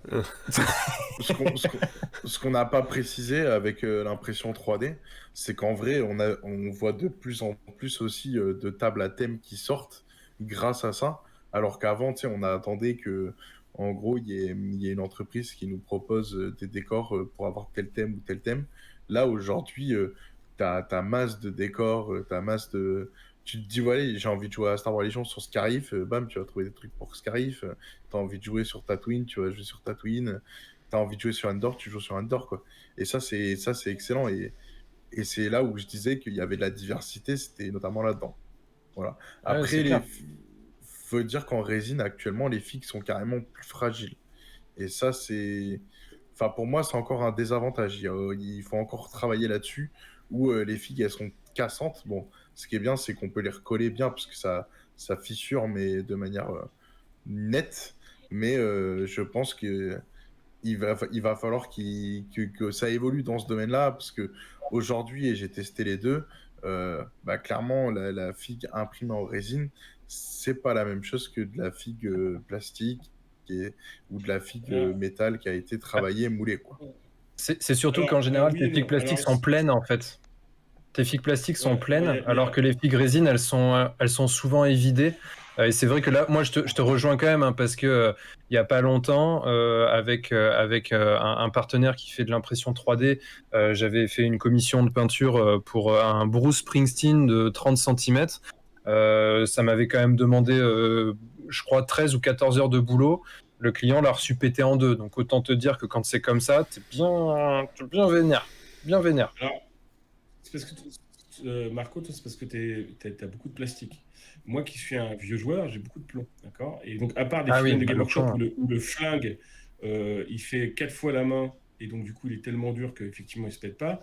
Là, j'ai reçu des figues de Warlord Games avec des fusils qui sont à l'échelle, c'est-à-dire qui sont ultra fins. J'en ai pété, allez, 5 ou 6 sur 40. Même pas, je les ai sous-couchés. J'ai sorti de la boîte, il y en avait un tordu. J'ai essayé de le remettre. Poula, vas-y, va mourir. En résine, c'est parein. La résine de base est hyper cassante. Donc, à part le plastique. Mais parce que toi, c'est parce que t'as trop de doigts, Uriel. Non, tu peux demander à tous les mecs qui font de l'historique plomb. Tu vas voir, Non, mais comme les fusils sont à l'échelle, je te taquine. c'est vrai que c'est compliqué. Et c'est pareil, la résine, c'est-à-dire la résine qu'on ne fait pas par impression 3D, elle est ultra cassante aussi. La résine, de par définition, elle est cassante. Moi, il m'est arrivé de faire tomber une figurine de 20 cm et de la retrouver en morceaux, quoi. Donc, Ouais. il faut Il y a que le plastique. Voilà, le plastique, c'est fantastique. Moi, c'est ma matière préférée, hein, donc il n'y a pas de débat. Par contre, contre le plomb... Il leur fait un slogan. Le plastique, c'est fantastique. c'est surtout une Ah, chance. mais ça, c'est parce que c'était le slogan de l'époque où il était jeune, tu sais. Nous, on n'a pas connu tout ça, mais... Et en fait, l'idée, c'est qu'effectivement, le plastique, à part contre le plastique, la résine imprimée, je la trouve presque pareille que la résine qu'on moule, qu'on coule classiquement. Donc, la qualité n'est pas si violente que ça. Le problème, c'est souvent que choses qui ont été imprimées en 3D, elles sont à l'échelle. C'est-à-dire que souvent, elles sont fines. Et c'est là où on va se retrouver avec des trucs cassants, notamment les figurines que tu m'as imprimées, là, les Tomb Raider, leurs flingues sont à l'échelle. Donc effectivement, tu les vois, tu sais déjà qu'ils vont être fragiles. Mais pas plus que du plomb ou pas plus que de la résine classique. Il n'y a que le plastique qui arrivera à survivre. Et encore, moi j'ai toutes mes baïonnettes de mes Français. Sur toutes mes baïonnettes, j'en ai... non, tu te pousses. Toutes les figurines que j'ai, la plupart des baïonnettes sont mortes. Ah ben voilà, du coup, on va en profiter pour mettre tout de suite fin au live parce que. Non, mais je sais pas, Clément, Marco, vous voulez rajouter quelque chose sur le débat de l'impression 3D? Ensuite, on laissera le mot de la fin à Kemaï. Non, écoute, pour moi, on a déjà pas mal tourné sur tout ce qu'il y avait à dire. Ouais. Rien à rajouter, ok. Eh ben, dans ce cas-là, alors, on va faire le petit tour comme d'habitude, avec le mot de la fin pour la fin du live, mais avant, on va quand même laisser un peu la parole à Kemaï. Est-ce que tu veux nous rajouter quelque chose sur ce que tu proposes, sur ton site internet, sur quelque chose que tu voulais partager? Ça peut être bien qu'il nous refasse un petit peu, nous tease un peu les belles figurines et les beaux trucs qu'il a vus en mettant son site à côté et qu'on regarde un peu ce que Kemaï propose. Ouais, très bonne idée. Hop. Et ben c'est parti. Alors, qu'est-ce qu'on pourrait mettre Je sais pas, par exemple, est-ce que t'as des comment dire, des prints qui sont un peu des best-sellers, on va dire, des produits phares? Mes produits phares, beaucoup, en ce moment, c'est RNS Studio. Donc, j'ai le barbare, c'est Eitan, qui marche pas mal. Donc, d'accord, ok. Donc, c'est de la figurine individuelle, ok. Ouais, j'aime bien les décals. Non, oui, mais là, c'est la nouvelle collection qu'on vient d'ajouter cette semaine. C'est la collection Fantasy. Et en fait, l'artiste a repris un peu du Final Fantasy. Et donc, clairement, là, le personnage de FF9, c'est sûr. C'est sûr, il y a du gros pompage. Il y a du mâchoire, tu vois, il y a tout ça. Et donc, c'est un beau clin d'œil et j'aime beaucoup. Oui. Je peux dire que je me suis arrêté à FF4. Mais à un moment donné, Uriel, il faut bien te dire un truc. C'est que le monde ne s'est pas arrêté en 1963, mon gars. À un moment donné, ça a continué. Moi, j'ai commencé avec FF7. Mais si, les petits chocobos et tout, là, les comment ils s'appellent, les moupos aussi, là. Non, les dragons aussi marchent pas mal, comme article. Parce que c'est beaucoup recherché, notamment pour du Donjons et Dragons. Et puis, j'ai des belles échelles de dragons, donc du coup, c'est cool pour ceux qui aiment bien peindre aussi. Ok. Là, par exemple, le dragon que tu es en train de montrer, toi, Clément, à l'écran, là, donc c'est le prix, c'est 60 € et c'est une échelle. Alors, c'est quoi cette échelle? 1 sur 0,28. C'est de l'échelle 1,28, donc c'est l'échelle 32 mm comme Games Workshop. Ok. Donc, c'est une pièce qui fait 17 sur 10. Voilà, ça fait 170 17 cm d'envergure avec les ailes. Attends, parce que là, du coup, tu marques la base. C'est que le socle? Là, c'est le socle. 17 sur 10? Je sais plus, je crois que c'est le socle ou... Attends, j'aurais dû mettre mon site à côté en lien. Juste Kemaï, t'as marqué... Oui, c'est toi qui as mis l'échelle, là, l'échelle 1,28? Ou c'est ton... Ouais, c'est moi qui mets l'échelle. Alors, en fait, c'est 1,52 ou 1,56 le 28 mm. Voilà, juste pour te le dire. Parce que 1,28, ça veut dire que tu ferais 28 fois pour arriver à ça. Voilà, c'est 1,52. Mais je peux modifier. Pour dire... tac. Donc, non, il est pas là. Si, il est là. 2 petites secondes, je cherche sur mon site. Ouais, vas-y, bien sûr. Pendant que tu cherches, est-ce que tu peux nous... Est-ce que tu peux nous dire... J'aurais pu te le prendre en direct, mais là, il n'est pas imprimé. Ouais.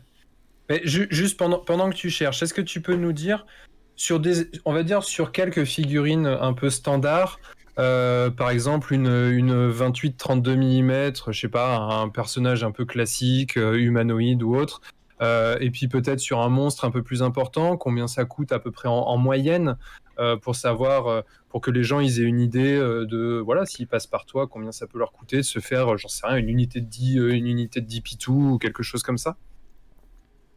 Une unité de 10 pitou, si c'est du 28 mm, enfin 28-30 mm, vu que c'est l'échelle globale qu'on a maintenant.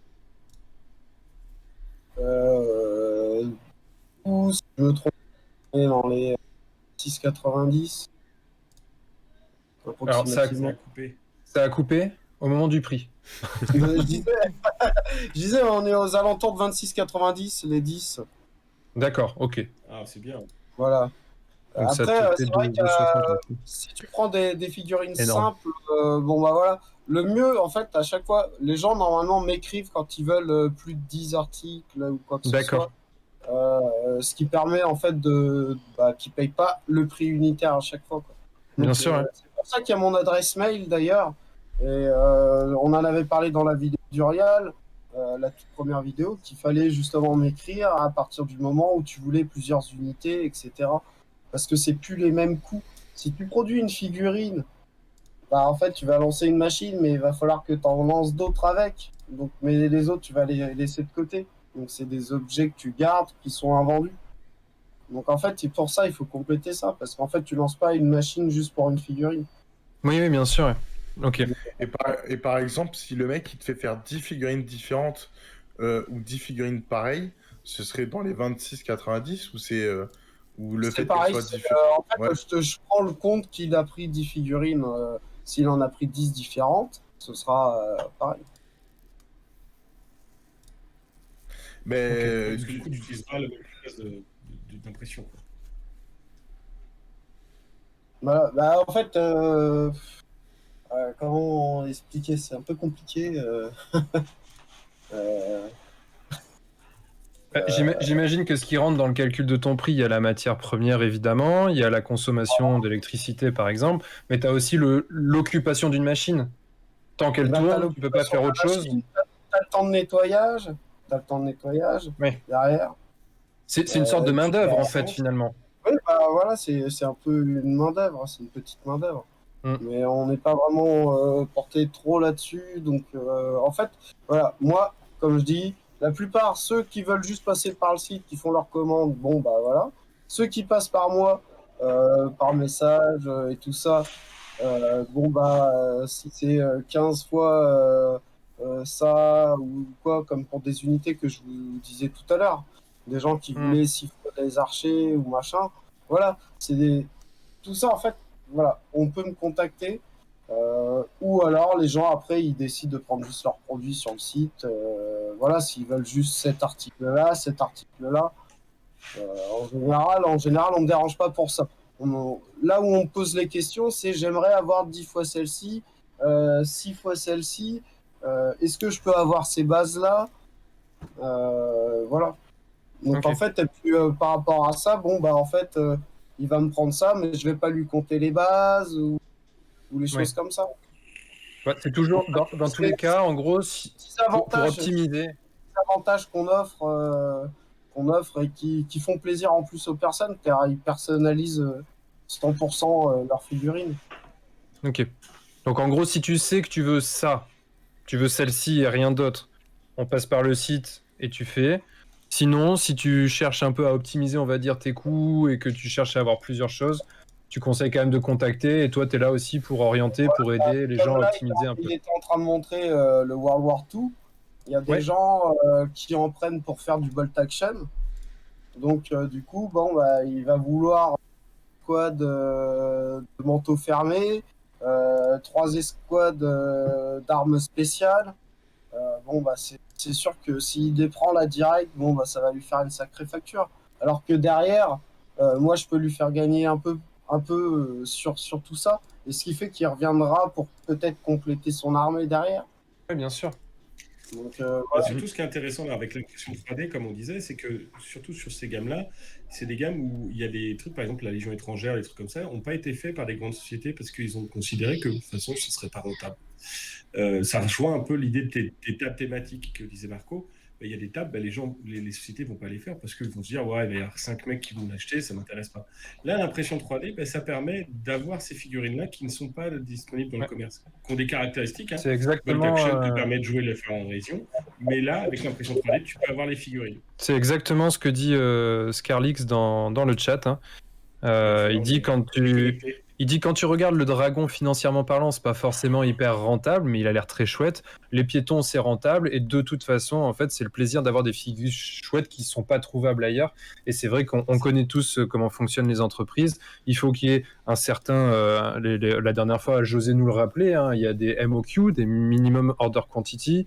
En dessous de ça, ils le font pas. Bon, bah là, au moins, il n'y a pas la question à se poser. Maintenant, il y a des gens comme Kemai qui sont là pour nous les imprimer, pour nous faire notre petit plaisir. Donc franchement, ça c'est, n'hésitez pas à aller voir son site, c'est mieux, et puis à le contacter directement pour pouvoir en parler avec envoyer lui. des mails. Ouais, c'est ça, et de lui envoyer des mails.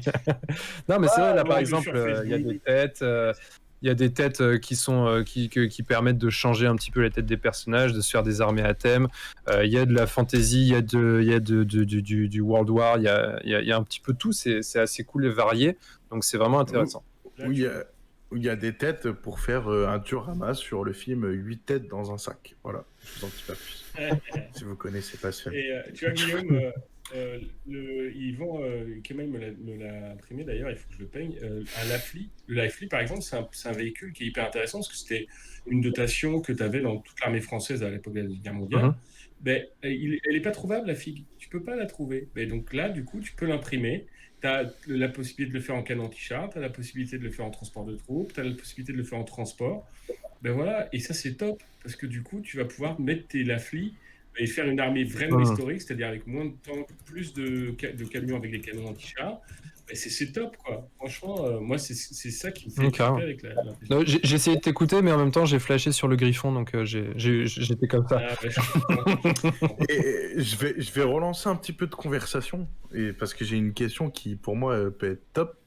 Est-ce que tu as prévu peut-être d'acheter un scanner moderne? Alors, je sais pas comment ça s'appelle et tout, mais le but, c'est de se dire, voilà, moi, j'ai des confrontations, par exemple. Est-ce qu'avec mon scanner, tu peux me scanner le truc, bip, bip, bip, et qu'après, ça te le mette dans un logiciel, ça te crée ton truc, et après, tu l'imprimes? Alors, j'ai déjà essayé. Est-ce que ça va venir J'ai déjà essayé avec un scanner.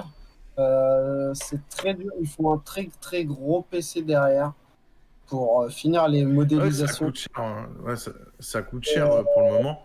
Du coup, on a très vite abandonné l'idée pour l'instant de faire ça. Par contre, on a d'autres projets si jamais on arrive à bien marcher. Inch'Allah. On marche bien, en fait, on aimerait, s'il n'y a plus ce Covid, peut-être fin d'année ou l'année prochaine, on attend que ça se développe un peu mieux, faire une photocabine en fait, pour tout ce qui est salon du manga, les jeux de rôle grandeur nature, tout ça. En fait, tu vas venir costumer et nous, on va venir te scanner en 3D en fait avec des multicaméras et on va pouvoir te reproduire en statuette. C'est génial ça. c'est top, ça, c'est cool, ça. Ça, c'est un projet qu'on a envie de mettre en place par la suite, étant dans le monde du jeu de rôle un peu. Donc, voilà, on Et après, pense à Guillaume, ça. il te peint. Toi, manga. Tu le peins. C'est ce qu'on appelle le body painting sur figurine. C'est un délire. C'est un concept, c'est un concept. Bon, en tout cas, on va faire ça au Big Day alors. Super, bonne idée. Novembre. Mais non, pour l'instant, moi, faire du scannage et tout ça, c'est pas vraiment encore à porter. C'est des. Non, ça coûte cher encore, mais Il faut du je matos. pense qu'à terme, ça peut être sympa, justement. Ouais, ça peut être sympa. Ça peut être En tout cas, ouais, il faut vraiment voir à faire plus de choses autour de l'impression 3D et vraiment le présenter le plus possible parce que je pense que vraiment c'est un truc qui rajoute un vrai plus au jeu de figurines. Bah, Carrément. voilà. Et puis à côté de ça, comme je dis, hein, l'impression à la demande, en fait, j'ai pas que eu des figurines. Donc voilà, tu peux avoir vraiment un peu de tout qui est demandé. Tu peux avoir des crochets pour ranger des guitares sur des murs à faire, que les gens te demandent comme ça. Ah tiens, j'ai trouvé ça, est-ce que vous pouvez me faire ça? Il y a vraiment, en fait, c'est ouvert à tout le monde. Pour ceux qui en entendent parler et qui se disent, tiens, impression 3D à la demande, et qui avaient besoin d'un petit truc de dépannage, ben, en fait, ça peut rendre service. C'est clair. Complètement d'accord. Donc, c'est ouvert à tout le monde, c'est ouvert pas que aux figurinistes. Non, c'est sûr. Et ça le sera probablement de plus en plus. C'est clair. Bon, bah, du coup, on a bien tiré.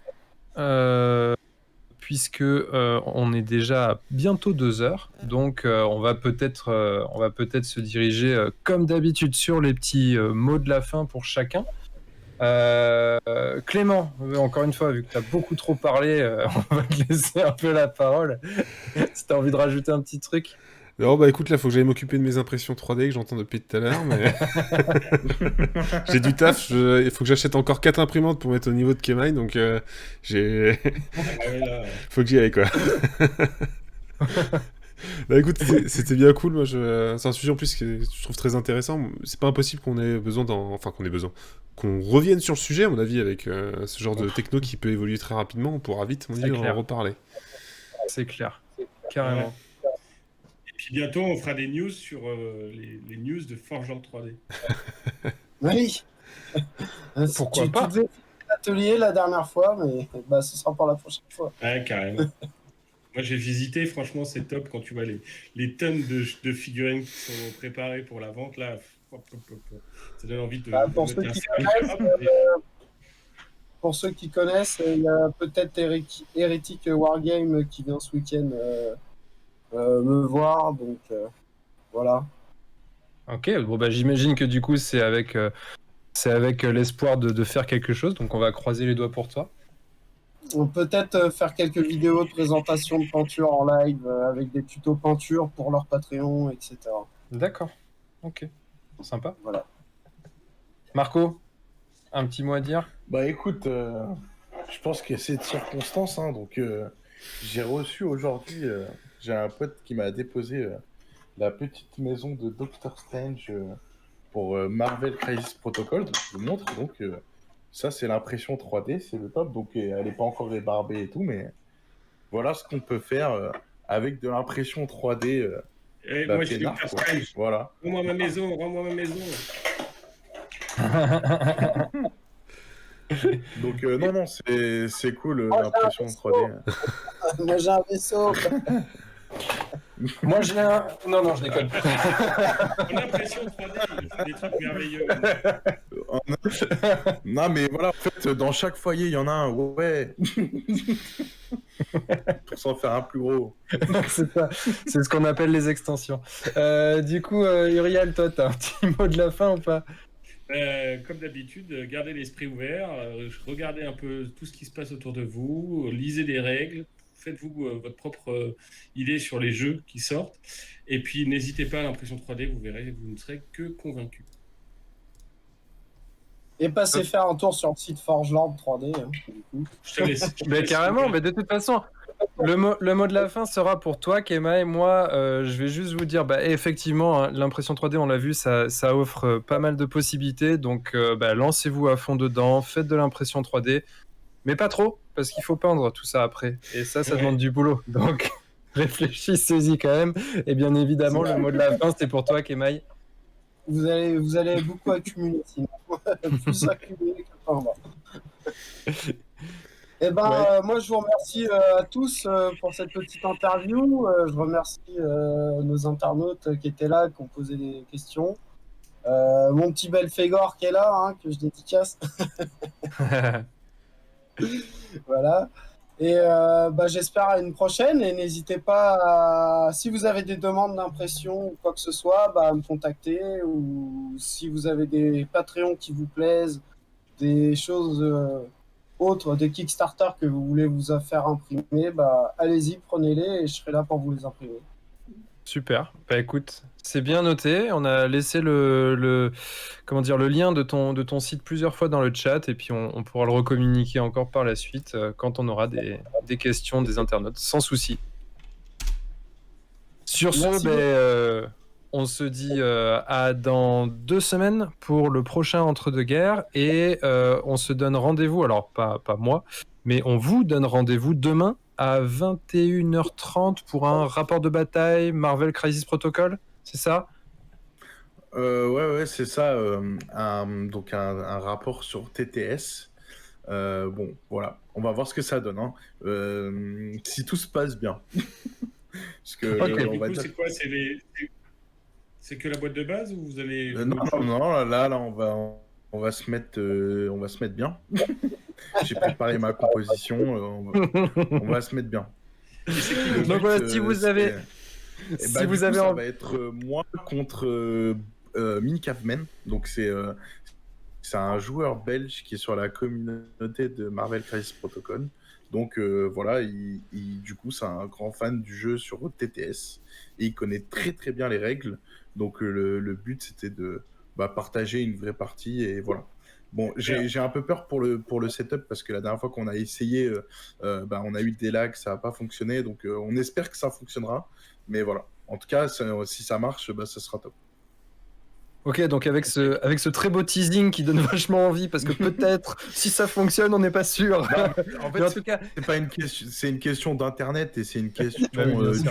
de la plateforme en fait. Hein. C'est Oui, pas, non, mais bien sûr. Bien sûr. c'est nous, on est au point, mais c'est. Ah c'est oui, plus, mais on l'a vu, Marco. T'as l'œil qui brille, tu vois, t'as l'œil de taupe, comme ça. On sent que tu veux en foutre plein la tronche à ton adversaire. On l'a bien capté, ça. Bon, en tout cas, on vous donne rendez-vous demain sur la chaîne pour le live sur TTS pour Marvel Crisis Protocol. Et pour Entre-deux-guerres, ce sera donc dans 2 semaines, jeudi dans 2 semaines. On se donne rendez-vous. Ciao tout le monde. Ciao tout le monde. Allez, Ciao, que la bye bye. poste avec vous les barbus.